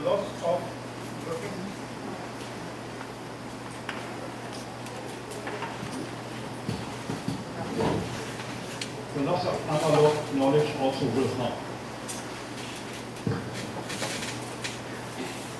What we would need is, I think, that has been mentioned, is discipline, interdisciplinarity, and transdisciplinary processes. We need disciplinary excellence, and we need also excellence from practice. We need spaces of reflection on the transition, which should be part of transdisciplinarity. And we also have to work in many countries for regaining the reputation of universities. It's different if I come from Switzerland and I say I'm coming from ETH. It is completely different if I'm in Austria and it's like I'm coming from Danube University. I have a completely different communication with the practitioners. I think what we should implement are boundary organizations. Also now here in this place, you have done a big step towards interdisciplinarity. You're also thinking about transdisciplinarity in some of your projects. This is quite admirable. So compliments for that. I've seen this, and unfortunately I'm not here on Wednesday, but perhaps you have time to talk about it in break or later if you have questions. So you are in a good way. But what we also would need is something like transdisciplinarity, colleges or academies. One part of the academy is to take 20 people from practice who go for 300 hours program and thinking about a sustainable transitioning of a challenging societal question. And to take 20 top researchers and they work together for 4 months, a kind of industry sabbatical or governmental sabbatical. This would be a fantastic forum to learn from practice and the other way around. And I got allowed to do it at ETH, I got allowed to do it in my current university. The problem is finding the people who want to do it. It's not I had the finance, but I didn't have the people who showed that commitment to transdisciplinarity for making it real. Perhaps here the involvement and motivation is better. I think also transdisciplinarity should become part of biology curriculum. You can run a course of 10 credit points easily. You must have practitioners from outside. Usually they are willing to pay. A lot of questions answered. They have a lot of responses directly with money for publications, but also for hosting or spending their own time. This is also an input. But you must also find a professor who's doing that. I have taught transdisciplinary courses in Gothenburg in Sweden at Chalmers University. And after that course, a student organized the transdisciplinary course by themselves against the professors for 13 years. Year by year, the students showed commitment and did it. And the course became weaker and weaker because they didn't have the coaching and the methods, etc. Yeah? But you can see the will and the desire. If you show societal commitment and want to be a scientist, is around. And it should be also national and state-based, what is the funding programs. So transdisciplinarity should become a separate funding category, given that aspiration is not going to shallow action research or something like that. Now I come already to my last slides. And I go for the relevant university. And what means relevance? We have this strange word of relevance, or what are they doing, but I'm not an American native speaker, and relevance has a different meaning in Italian and in German than in the US language. And for me, the Bible, for getting an answer for what it is, getting a feeling, what means relevance, is Merriam-Webster's Unabridged. And so I looked at Merriam-Webster Unabridged. So relevance means having the matter at hand. This is pretty philosophically, but that a scholar's activity should have relevance to the immediate future of our civilization. Then the ability to retrieve material that satisfies the needs of the user, of the public. It's practically, especially social applicability. Self-actually, relevance is close to sustainability. And I was a little surprised when I was looking at that. Now I come to the last slide. Propositions on the relevant university of the 21st century. For me, it is important, the university, to look at the history of Bologna, freedom of thought, think about Humboldt, look about all of this. It's a public good. And the professor is a public good.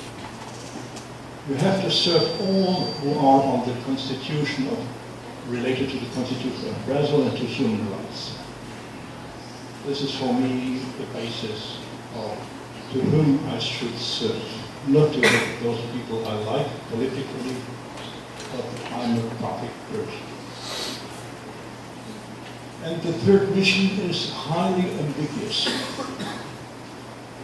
Directing the research from politicians and doing something that is maybe different if we go to a multi-stakeholder discourse, involve the stakeholders, go for a definition. It's a different mindset. But also we should keep the disciplinary excellence. This is something which I really stress. And if you don't have that, you can't go to Google and say, I have something in my folder you do not have. They have it. As they all our academians got trained. So if you don't show the academic excellence, you never will run a real transdisciplinary process. Then this the strong sense, which is what I introduced, which is the co-leadership. The co-leadership is the key of getting practice into an authentic, motivated commitment, spending their knowledge, opening it, taking responsibility about the process.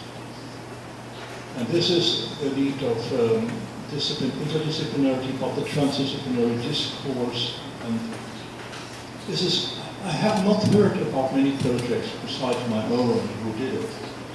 So it is in some respect an ideal. But it is easy if you offer that.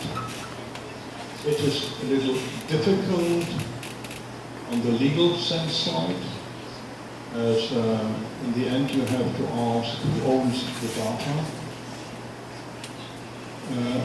For instance, so if you are leaving the university at the TTH, do I still have access to the data of the Maya healers?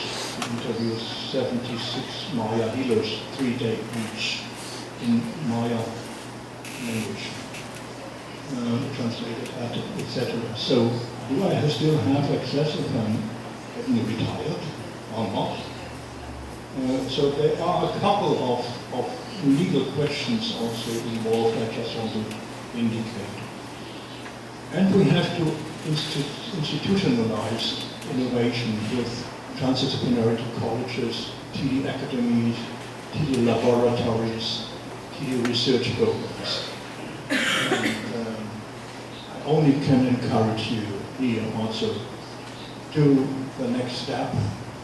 Transdisciplinarity is absolutely, if you do it, painful, but in the end, highly rewarding.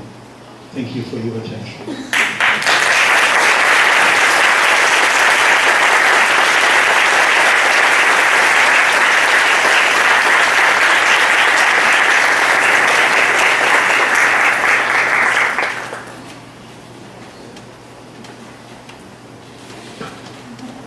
Bem, pessoal, quero agradecer enormemente a brilhante palestra do professor Scholz, convidar todos para um coffee break e daqui a mais ou menos uns 20, 30 minutos a gente volta para os debates, certo?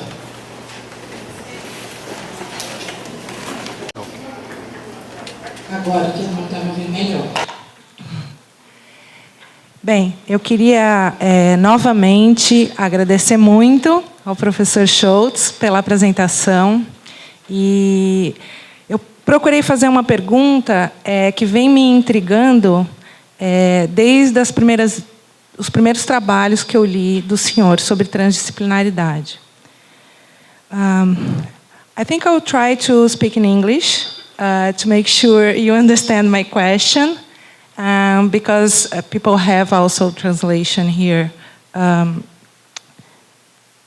Okay, so I don't know if you know, but here in UFBA, and especially here in the Institute of Bioscience, I'm putting myself in this group, but I'm actually not from UFBA. I'm from USP, São Paulo, but I have been somehow related with these initiatives here, and it started around 2010, if I'm not wrong, please correct me, a master program, professional master program, which started because some people that finished undergrads here as biologists went out to work in environmental agencies, state agencies, and they came back to the university asking, oh my God, what I learned here has nothing to do with what's going on there and what we have to do there. And then the university and a bunch of people here from this institute transformed this in a institutionalized response, creating this professional master program, which is devoted to people working on the environmental agencies. And it's based on problem-based learning, and it's based on what they bring to the classroom about their challenges in doing their activities as professionals. So this is the beginning of us, I'm putting me inside it, thinking of this science-society relationship. What is the role of science? How can we put together the knowledge we have, disciplinary knowledge we have here, with the challenges that these technicians confront in a daily basis? And reading your articles, I get very interested in this thing you stressed, that science is a public good. It's not another voice. It's a special thing in this trying of putting together different types of knowledge and trying to find a solution or an orientation to solve problems. The impression I have is that this is very difficult, and I think you agree with me because you said in your talk that although you have infrastructure and money, resources, it's difficult to find professors or teachers to work with you in this kind of stuff. So my question is, there's something missing in basic scientific training. That is, we are missing a discussion about what is the role of science in society. What is the role of scientists when trying to interact with society? How to act so as science can be a public good. How to act and deal with normative questions. How to control our own, somehow and many times unconscious judgment values. I think this is really, I really want to listen to you about that. I think it's a very complicated thing. Thank you.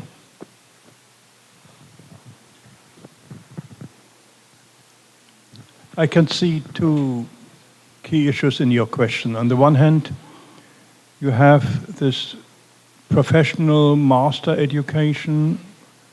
It's a new form of continuing education where you have people who have gained some practical experience in NGOs and other places, and they should come back, and the question is, what can they learn? What can they learn in ecology, biology, and what can they learn in utilizing biological or ecological knowledge for getting human-environment relations more resilient than we find it currently. And the second is the question on public as a science good or advocacy science. Advocacy science is a technical term. You become the scientist is an activist researcher. He's utilizing his own norms. And he is changing the code a little from ideal, hypothetically existing neutral science, political agent. And perhaps I start with the second one. It depends on the political, cultural situation where you're in, what type of model you can apply. There are certainly difficult settings in autocratic settings where transdisciplinarity does not work. Factually, I did a watershed management modeling in Kunming in China. And we did an event-based mathematical model of all the streams, and we identified the stakeholders, we identified scenarios, how to change it. And also the key people from the administration have been involved. And then we were thinking about it, transdisciplinary mutual learning between science and practice, and finding socially robust orientations. And I had published a paper finished in the European Journal of Operational Research, impact factor 4.3 or something. And I did not revise it because this paper did not tell the truth. The political party was taking direction and not the multi-stakeholder process. So everything was a fake, to take a common term. So I tried a second study on road pricing in the London School of Economics, and we tried to launch a transdisciplinary process. But the pit bull-like English yellow press does not allow for a transdisciplinary discourse. And all the professors are so scared of doing that. So first, and this is in one of the papers, you first have to check whether science as public good transdisciplinary process can be applied in a certain setting. If this is not the case, I think the approach of the transition management approach of Derek Loorbach and Jan Rottemans from the Netherlands is a good one. They also have a very critical perspective, a political critical perspective, as they think that sustainability management is prolonging the lifetime of the leading class. So they say they are not for sustainability management. They think that this is keeping existing structures who have to get spoiled and destructed.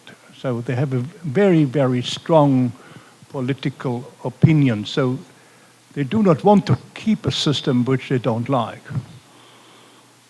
And then they also developed a theory about how to do it.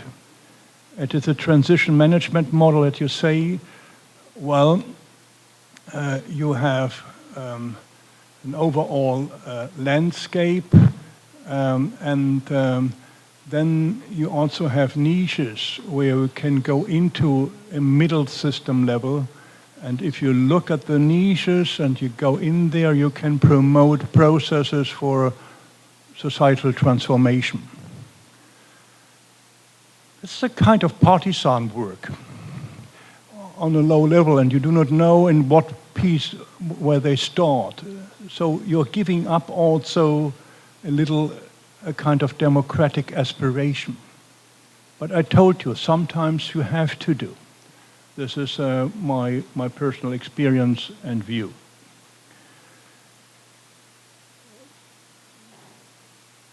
The normative issues, I wrote a paper in sustainability, the normative issues in transdisciplinarity, transition research, and transformation science. These are three different approaches.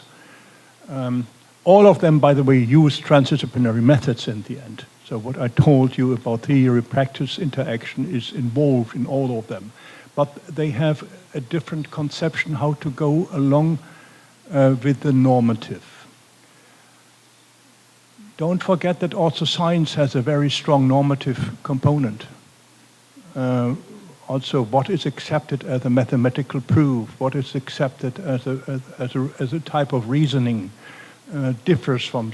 So we also have to think about if we do then research in a transdisciplinary field setting, you can't expect the same hygiene in an analysis of variance experimental plan if you go for an experimental field.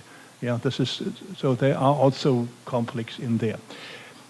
Now let's go to the other side. I think this is the utmost interesting challenge and opportunity having this professional master program. As those people who come back have experiential experience, they know the basic knowledge of biology and ecology. And then I would go with them in a kind of learning by doing research in a transdisciplinary process. So I would go for certain ecological theory of biodiversity in agriculture and its impacts on soil microbiological diversity as an example. So I would look for such cutting edges in research. I would launch some research program with 1 or 2 PhDs or with a project, and then these people who would come back would on the one hand contribute to that research. So they do disciplinary research in some respect, There is a question in biology which may have to get answered. And then I would really go to a city or to a region or to city with water or to a region with agriculture or also to the tropical forest, not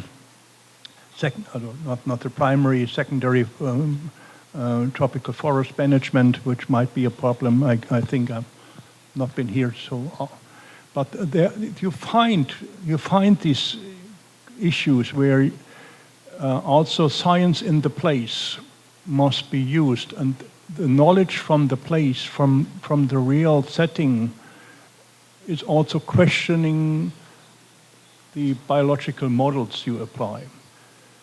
As this is a huge mistake biology did. They look at all species besides one, which is the human, and they don't integrate it. And if you go now to a real setting, then you can see that this human impacts have a lot of influence on ecosystems and their functioning.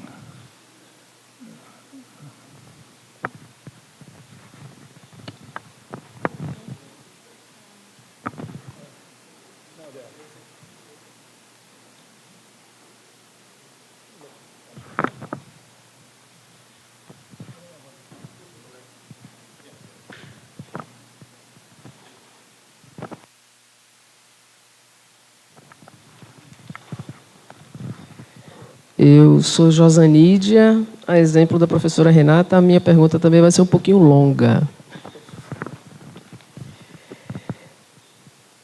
Professor Scholz, ausgezeichnete Präsentation. Vielen Dank. Considerando a Feira Agroecológica da UFBA como um caso de processo de transdisciplinaridade, onde tem-se como atores a Universidade, a sociedade como o consumidor, os alunos e os agricultores, é possível reconhecer pontos chaves mostrados na apresentação, como integração de conhecimentos, transdisciplinaridade entre ciências e além das ciências, diferenças culturais, servir ao bem público, relevância, inovação, disciplina, excelência acadêmica, mundo prático, liderança, comprometimento, etc. Durante a apresentação, eu avaliava a motivação da feira ser um projeto bem aceito, caminhando para o seu 3º ano de existência, com atividades semanais toda sexta-feira. Chegaram 2 aspectos na minha mente: a emoção no tratar do bem-estar das pessoas e o atendimento de um fator de sobrevivência, que é a alimentação saudável. A minha pergunta é como abordar a emoção como uma variável de análise. Se o senhor mesmo pediu desculpas por ter estado tão emocional.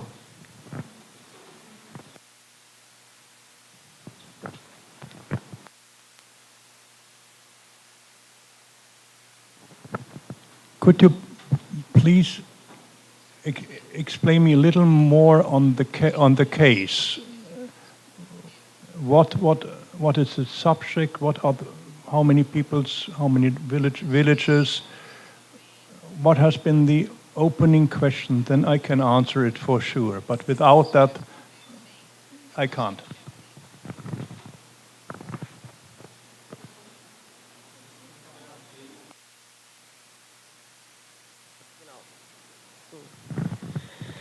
So, ich kann das auch auf Deutsch machen, wenn Sie das möchten. Ist okay? Yeah. Ok, eu vou fazer em português, então. Ok, isso é melhor. Bom, sobre a feira agroecológica, é um projeto do Instituto de Biologia que acontece toda sexta-feira aqui no campus.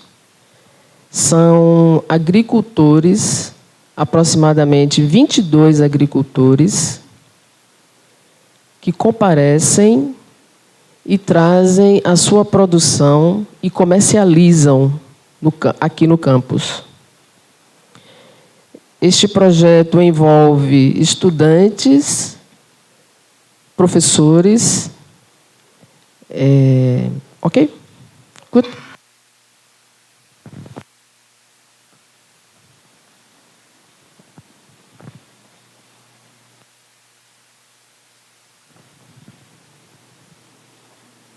Thank you for explaining that.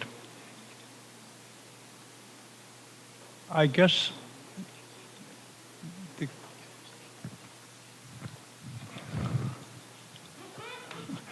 I think the core and the key in that project is linked to the term vision. What is the vision behind it? As emotions are not coming by itself, they come from needs and visions, from attraction points. And certainly you have an idea how local agriculture can benefit, how organic agriculture and certain type of food can be better than the Western McDonald's or what else setting from the supermarket. This also has to do, of course, with needs. As needs and emotions, if needs are violated, if you are hungry, you get angry. You know, some physiological, biological processes also related to needs.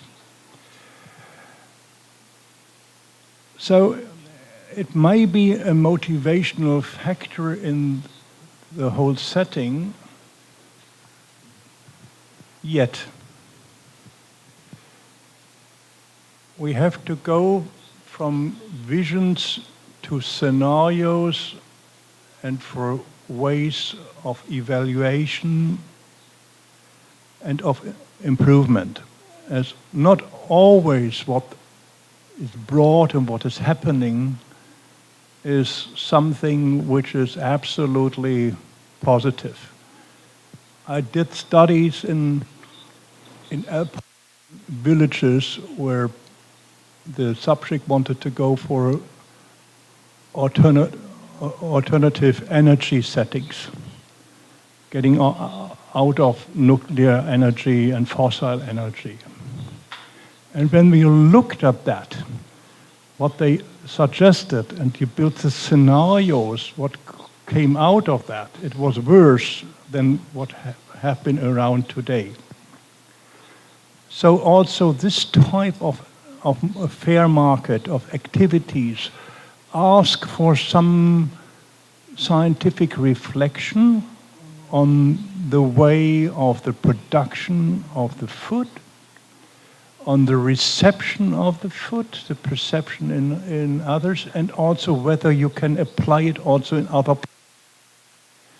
So what you need is, in some respect, a kind of system model. If you don't have a good system model about what area is needed, what travel is done, what participants are in there, what expectations, what valuation, and what supply chain or value chain, that means economic generation, you would get into difficulties in the long term as it would not have a scientific foundation. So what I would do is on the first hand, I would look at what are the system models, this couples human and biological or agricultural model. And factually, if the emotions are the drivers of the farmers, of the consumers, they are a key variable. You remember this table where I talked about the disciplines as a tool shelf. The key is looking at the drivers of human systems and on the rationales of human systems. And factually, the theory book, this 1,520 gram Cambridge University Press theory book includes in half of the chapters, 20 chapters, only statements on the drivers of human systems. And if you go to the farmers, it's not only the farmer itself. It is on the one hand also the group of farmers. As groups have an own mind, they have goals, we have differentiations and identification among groups, to have identity. So if you look at social psychology, you can easily read what is behind the mind of the individual farmer, which makes him or her to come here. And then you also have the cultural perspective. Yeah, because culture is one major component of society. So we have four components. On the one hand, if you go to Merton, to a sociologist, you can say, well, we have the economic system. What type of economics? Do we have barter economics? Do we have market economics? Then we have a law and policy system.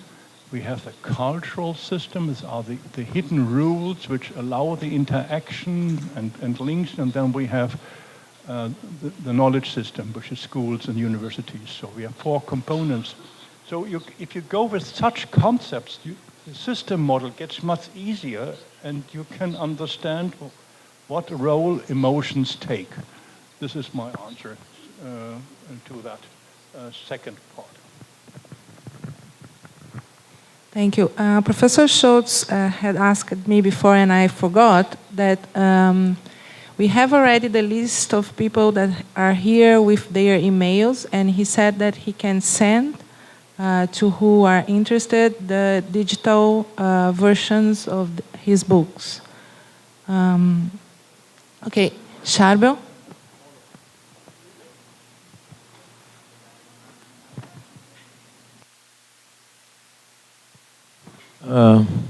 Thank you, Professor Scholz, for the talk. We have an opportunity to talk about this because we are going together to the villages where I work with the fishermen. But I thought about asking here because I think it might be a question that other people faces. So it's written in the cell phone. So we are trying now, we do interdisciplinary research there, combining anthropology and education, but we are learning by doing transdisciplinary. And just to state a little of the vision behind, so the vision behind the project is intercultural education is fundamental for good science education in schools, particularly in traditional communities, but I think everywhere. And there is a lot of criticism in the literature on intercultural education that is done in a way that the culture of the others are completely impoverished because people want to do an educational project, but they don't know enough about the local culture. So we do anthropological study, and then we get together with the teachers in a community of prats, and we try to use teachers' knowledge, the knowledge from the community, from our anthropological study and educational knowledge to build this innovation for the classrooms. And another thing that is important, we have the vision that return to the community should be done while we are going there to do research, not after. and should be relevant to the community. And then this led us to deal with environmental issues, because environmental issues appeared as very important to the community. And then we decided to do this transdisciplinarity and from a participatory perspective, so that from January on, we'll be engaging with them in workshops. They will choose a problem to tackle, their problem, they choose, and then we will try to build on the robust orientation, as you say. But then we have a problem, the problem of the co-leadership, because there are many leaders there, and there are conflicts.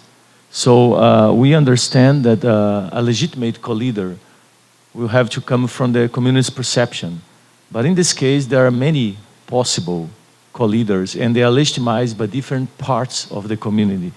So we thought that we could lead these co-leaders to emerge from the joint workshops with them for legitimizing process that happens within the workshops. This might be a way to go. So my question is, what kind of risks and possibilities you see for a process like this, where the co-leaders are not, they do not exist as one co-leader legitimized, and they might emerge through the workshops?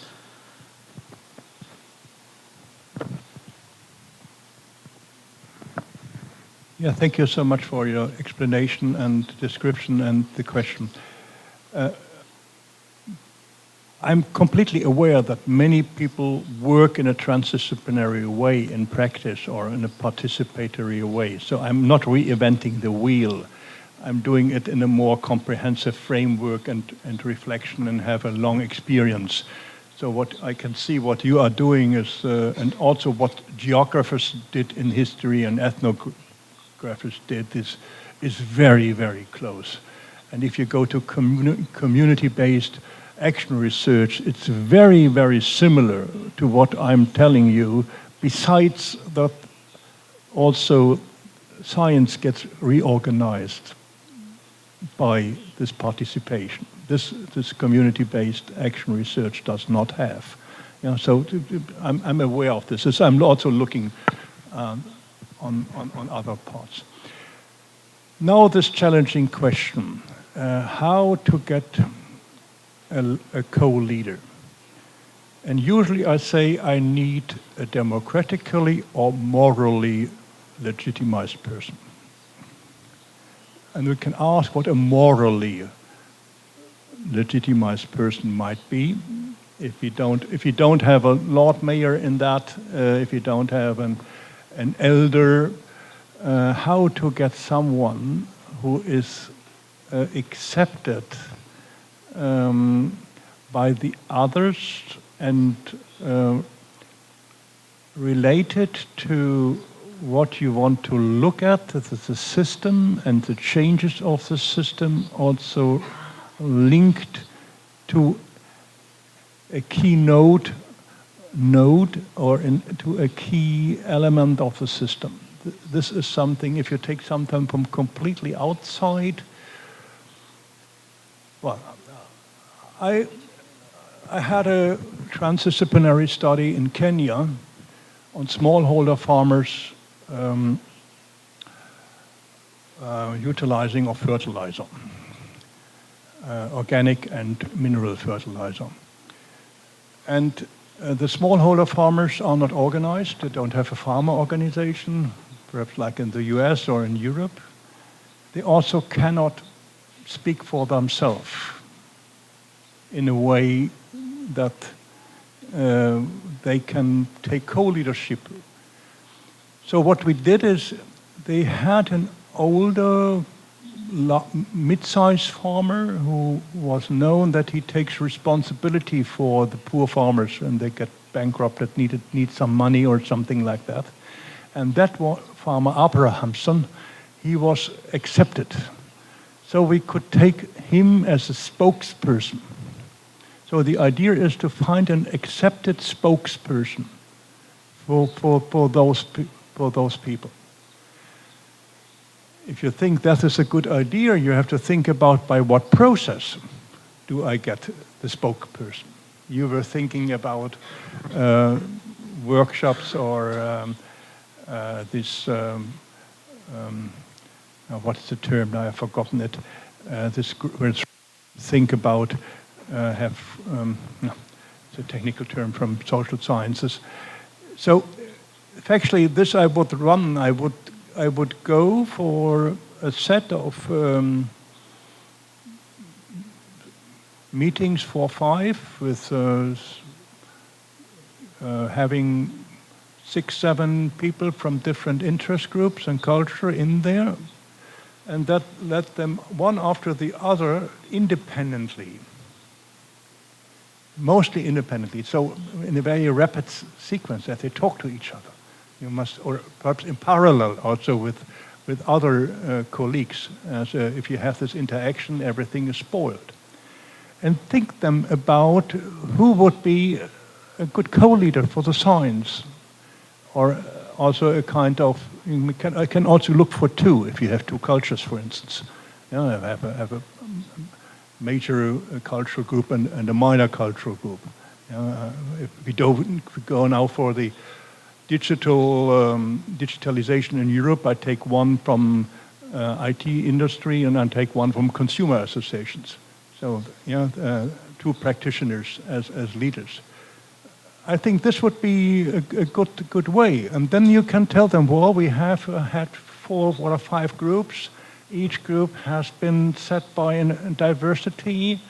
And you can also prepare that not only you talk about a universe of people, and then they say, well, we will, in the end, we end up with spokesperson who are accepted by those, and the others will join. This is what I would do.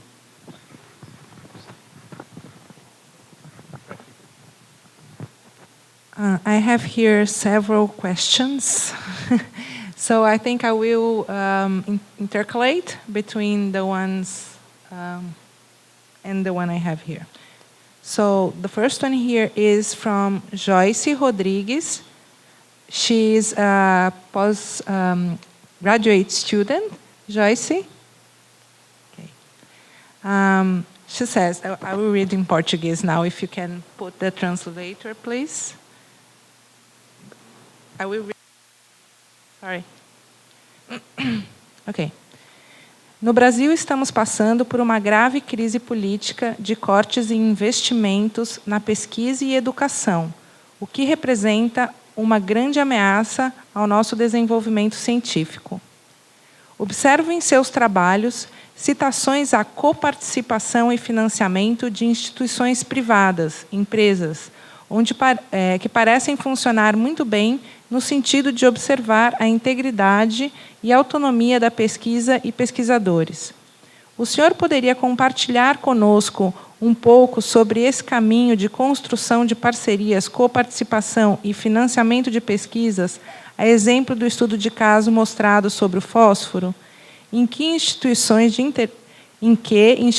interesse antagônicos como a Singenta e o Greenpeace estavam trabalhando em coparticipação?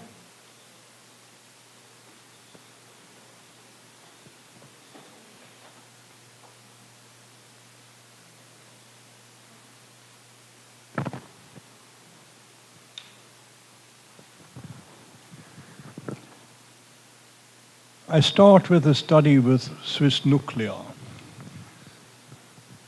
Nuclear energy and nuclear waste are one of the most contested issues in Europe.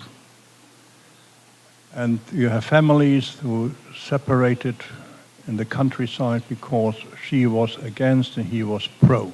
Usually his gender is on that side. And then I thought about, and the governmental representatives from the governmental energy agencies, they did not understand the transdisciplinary process. They had their own agenda. They were also afraid of losing control. If you go in such a process, you do not know what comes out. You have to be open. Then I came to the idea we have to go to the Swiss Nuclear Association, Nuclear Swiss, which I have 3 nuclear power companies.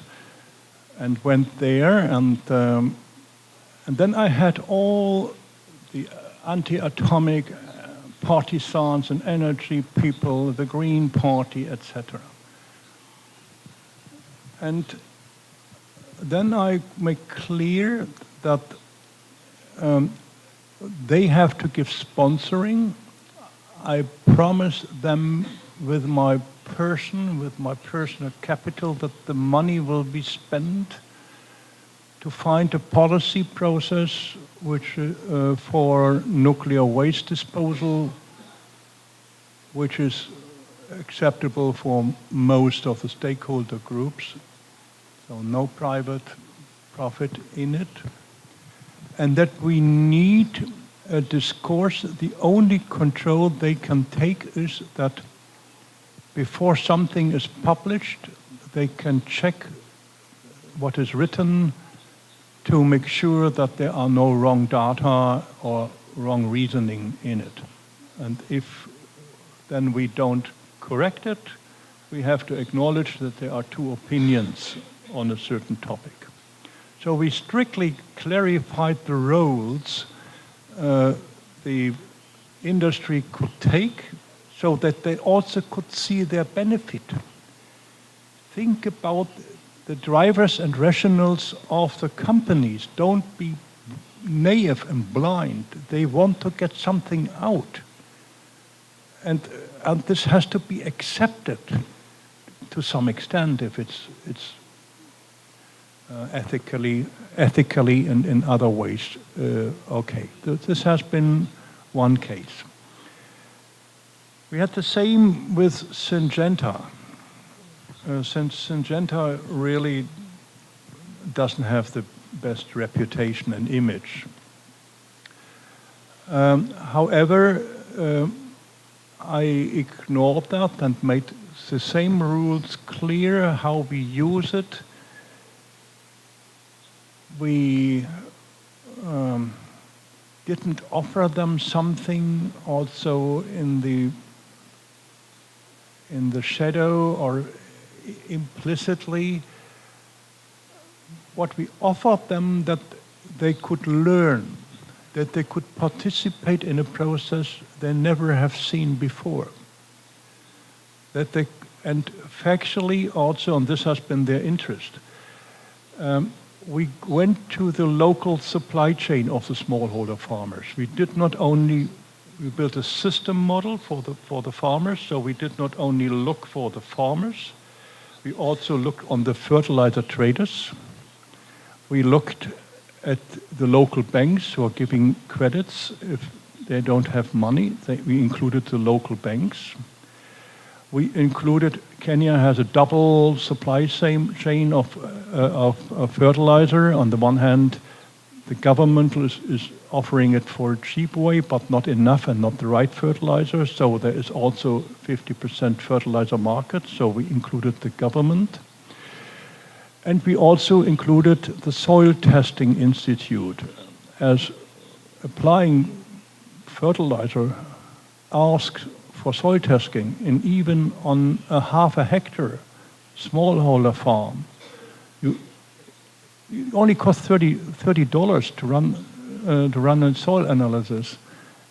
In the end, you increase the outcome per hectare by from 4.5 to 7 tons per hectare. So it easily $30 you get back. So we included all these people, and then Syngenta was motivated.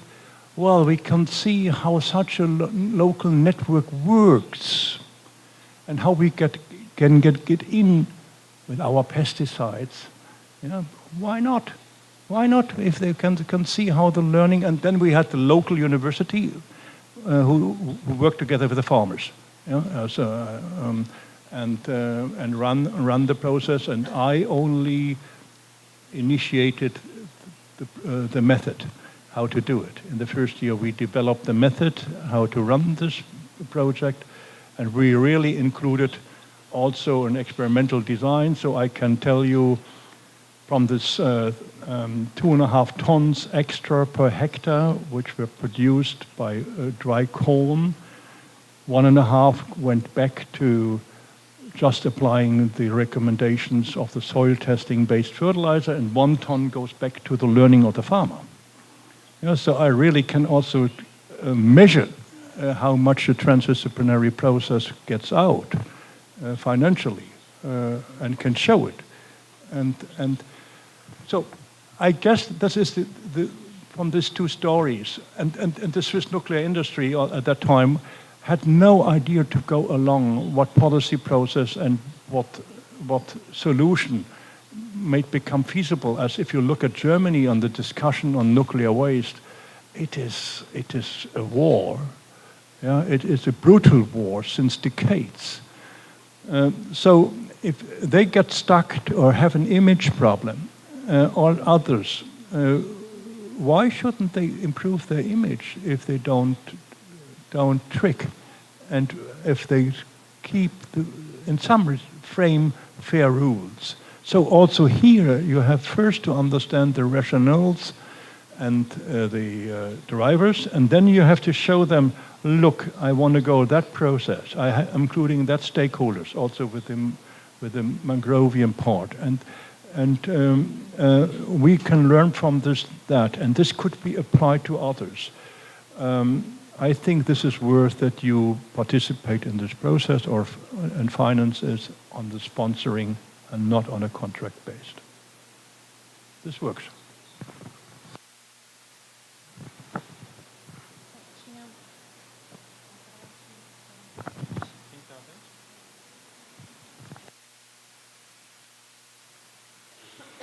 Congratulations by the fantastic, exciting talk.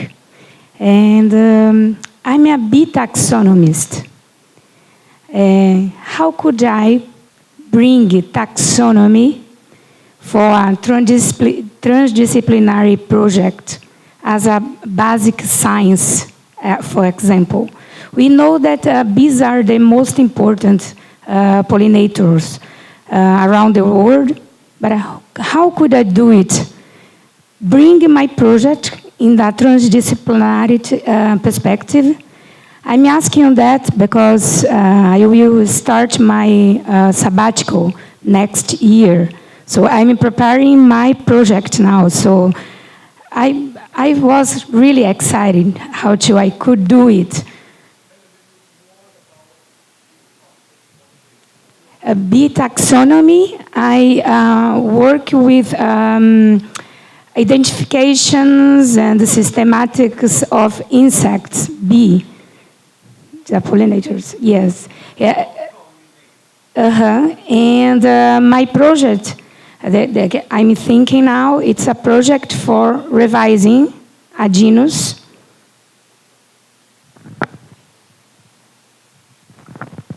Pessoal, por favor, quem não assinou a lista de presença, o monitor está com a lista ali. No, thank you very much. This brings me to a part I have not included in transdisciplinarity and also theory-practice cooperation and the role of university and society, which is the southern view. Universities also are a knowledge imperial system, as they bring in Western thought and a certain type of rationale. And if you look at the history of the South America, you can see the first university emerged in Haiti, and then you have a couple of, many countries got these medieval universities, not Brazil. Brazil had the first university in 1914 or 1920. You find different sources about that.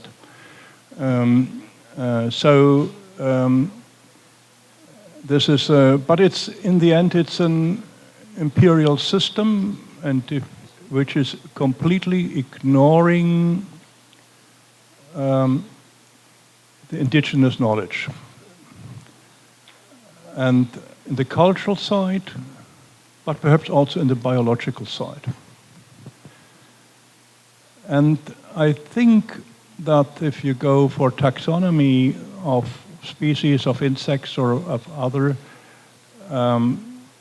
there is knowledge in some indigenous societies.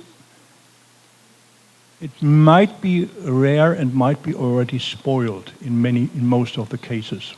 I've seen it in Guatemala when we worked with 6 ethno-linguistic groups. Not too much remained from that after some centuries, genocide and other interventions. So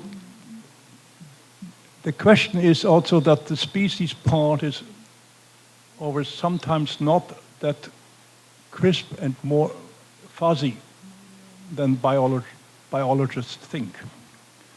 And if you do not go to a DNA-based analysis, which should be included, you get into difficulties. And you're still on the level of Carl Linné, looking at the phenomenology and on the systems.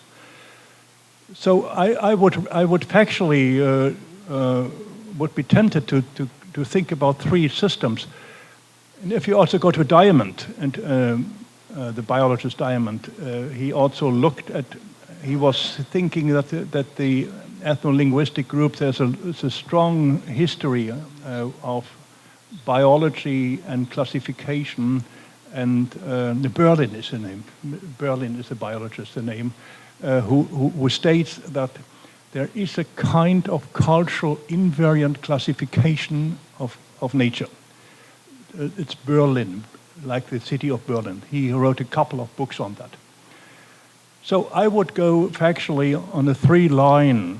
I would go for the DNA-based classification. I would go to the classical, biological, phenomenological, Linné-like classification, and I would go to those what the indigenous people classify, and then learn from that.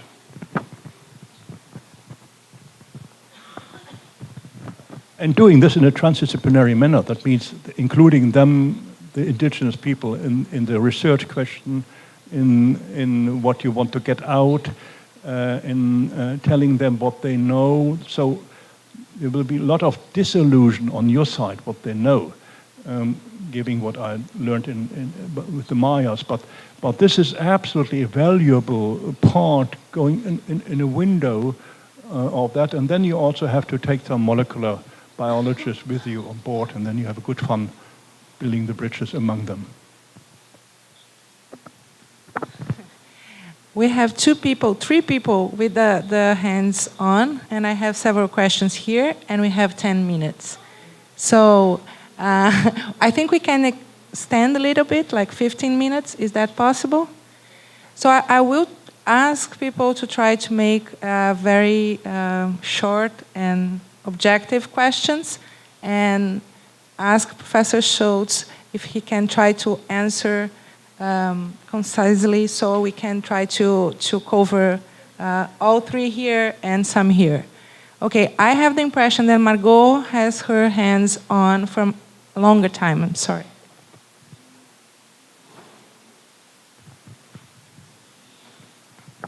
Obrigada. Obrigada pela apresentação inspiradora, professor Scholz. Tenho 2 perguntas, mas são curtas, tá? A primeira, no seu vídeo que está disponível na página do simpósio, o senhor fala que a transdisciplinaridade pode promover justiça social. Eu gostaria que o senhor falasse rapidamente de que forma a transdisciplinaridade pode promover justiça social. E uma segunda questão é: em que medida a pesquisa transdisciplinar deve estar presente em universidades e institutos de biologia que querem ser relevantes no século XXI?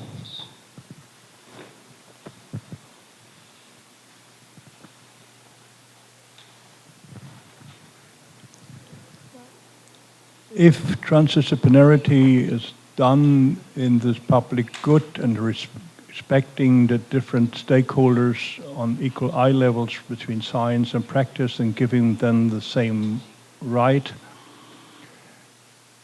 it is something like a democracy tool. It can help politicians to better understand how the interest, opinions, and conflict look like. This is the first part. If you then think about some transformation of a city, of a landscape, of a practice, you always will have winners and losers in this transformation. I gave the example with the industry, nuclear industry, but also if you go for different type of agriculture, some of them of cooperatives, some of them don't want it by some reason, and then they are the losers. So what you can do is that you identify the conflicts among them, and now the question is, what is justice? Justice is a fair solution. And as a social psychologist, I can also define what a fair solution is. As you have different aspirations, you have an ideal goal, you have a minimum goal, you have a break-off point, you have some dream. So a fair solution is, from a social psychology perspective, a solution where the same aspiration levels are fulfilled for all participants. We have something which is aspiration levels, and aspiration levels are formed by all of us. And we can measure them, also physiologically. It's not so difficult. So you can identify the conflicts, and then you can search for spaces where the aspiration, you can measure that. I did that in studies. So look for conflicts and look for fairness by solution fulfilling. Please note that this sometimes is a socially fair solution, but just for the moment. But a transformation would ask a more radical move.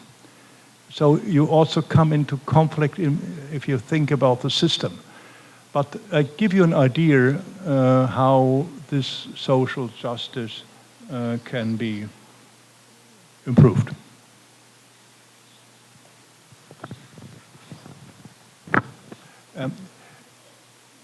Usually what you will have after that is a negotiation process. You will not come along without a negotiation process among the stakeholders. If you have different options where to move.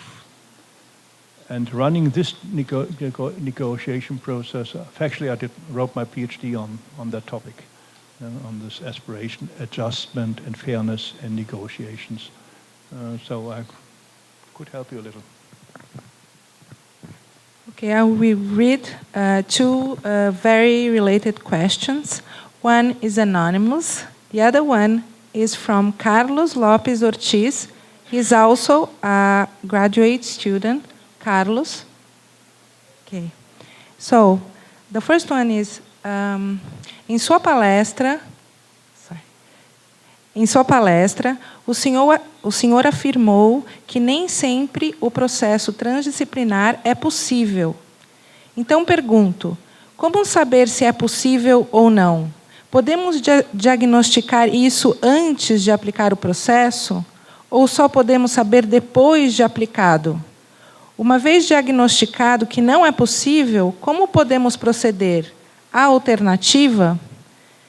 A outra pergunta é relacionada a quais indicadores poderiam ser usados para avaliar processos transdisciplinares.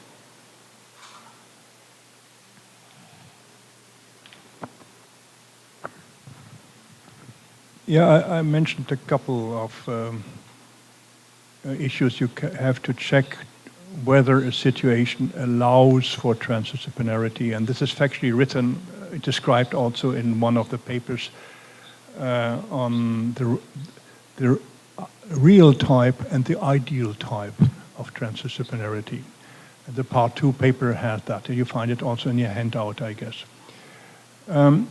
So accepting the otherness of the other, is a key stake.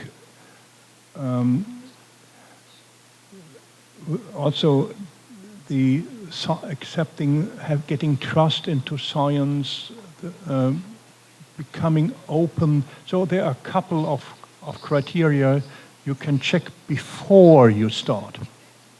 It's actually something you can do before.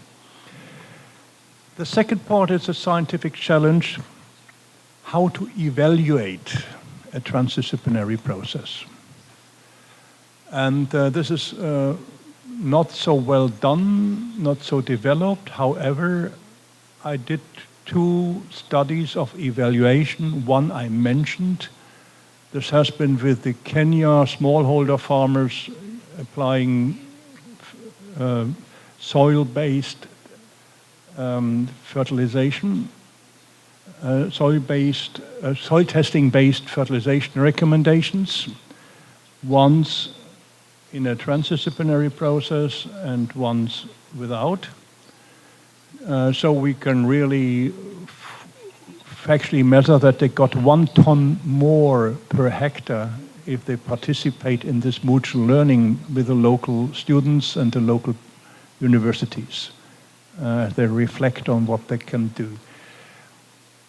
The other is that I published a paper in the planning journal.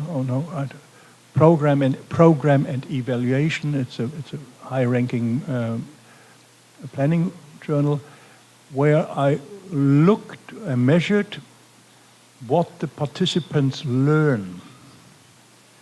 And this can be done by a statistical method which is called mediation technique. So you can measure, if you have 150 people who participated in a 2-year transdisciplinary study in an alpine region, then we measured how often, how intensely they took place, how many visits they attained, how many books they read, how many internets they wrote with respect to that. This is one level. Then you have, in the end, you want to improve their sustainability thinking. So you have to develop a kind of test measuring whether they know about some sustainability principles in the setting, which is, of course, a very slippery ground for doing it, but you can do that. If you then have a theory, what elements make learning about methods, learning about facts, getting the right networking, etc. If you have that third dimension of a cognitive model, then you can calculate and you can assess by interlinking the different correlations what type of learning took place in the course of the case study. It's a very well frequently cited paper, but you can do that. So you can think about, one thing is outcome oriented, how much corn does a farmer get, and the other is more closer to transdisciplinarity, it's knowledge oriented. And both you can measure. But it is very, very expensive doing that, as you have to invest a lot of, at least one master thesis, then you can get something out. It may be more, but we did it, and I can tell you something about that.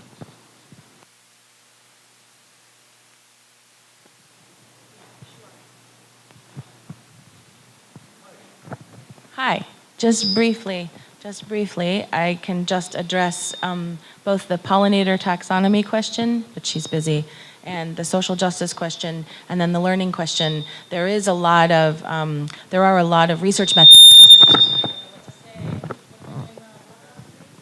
Am I too close to the speaker?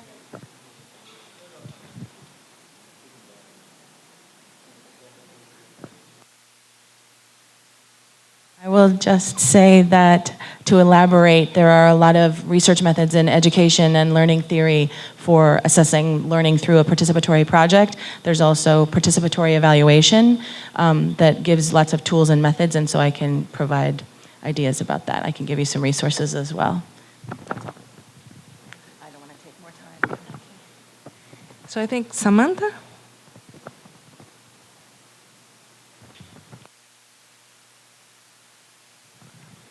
Olá, professor.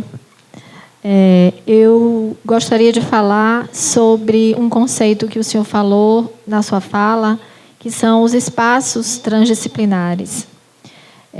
Porque eu percebi na sua fala que a criação desses espaços transdisciplinares ocorrem como iniciativas que partem da academia e que devem, então, provocar a sociedade e os atores sociais relacionados aos problemas em questão.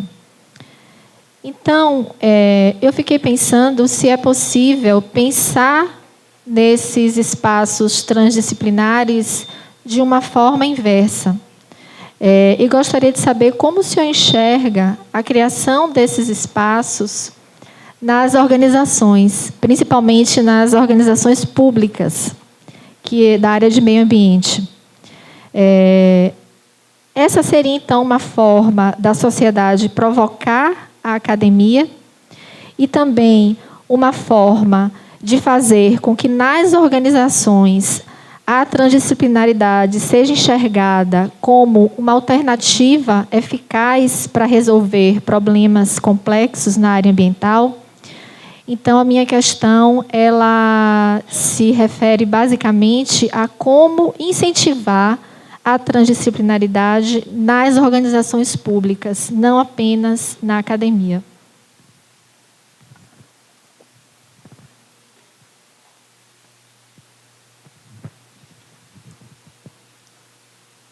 Defining a transdisciplinary space, a closed discourse arena where everybody follows rules for sure and with high reliability is a key of a successful transdisciplinary process.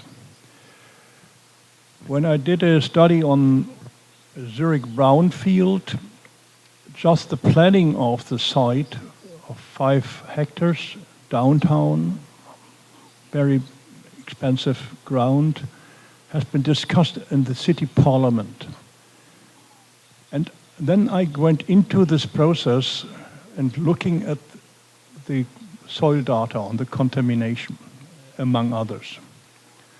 So each participant had to sign a contract that he is responsible personally with his money if information goes out and from his source and the owner is harmed. It's the boundaries of the legal system, but I did this and I do this again, also if I go to the next studies. So you must secure this space of trust. This trust is coming from Jürgen Habermas, who is a sociologist, German sociologist. He said it only the collective rationality only develops under such constraints. And this is why I had this long list of this features, which should be published perhaps in a more pronounced way, but has been underestimated. I'm sure that this also can be of value in the governmental level. And I mentioned I have the idea that we should run a process on coping with corruption in Brazil on that level. With respect to digital data, as the digital data give a different access to certain issues, and there are different fraud systems and other falsifying systems in it, and we have to look at. So this is absolutely meaningful, but you must go for the rules. And this is in the new information leaflet about this responsible use of digital data. We have 2 pages just on the rules of the internal process. And if this is not accepted, coming back to the other question, don't start. Yeah? If people are not reliable or don't want it, but you can urge them to some. You can challenge them. This is feasible. Yeah, some threat potential.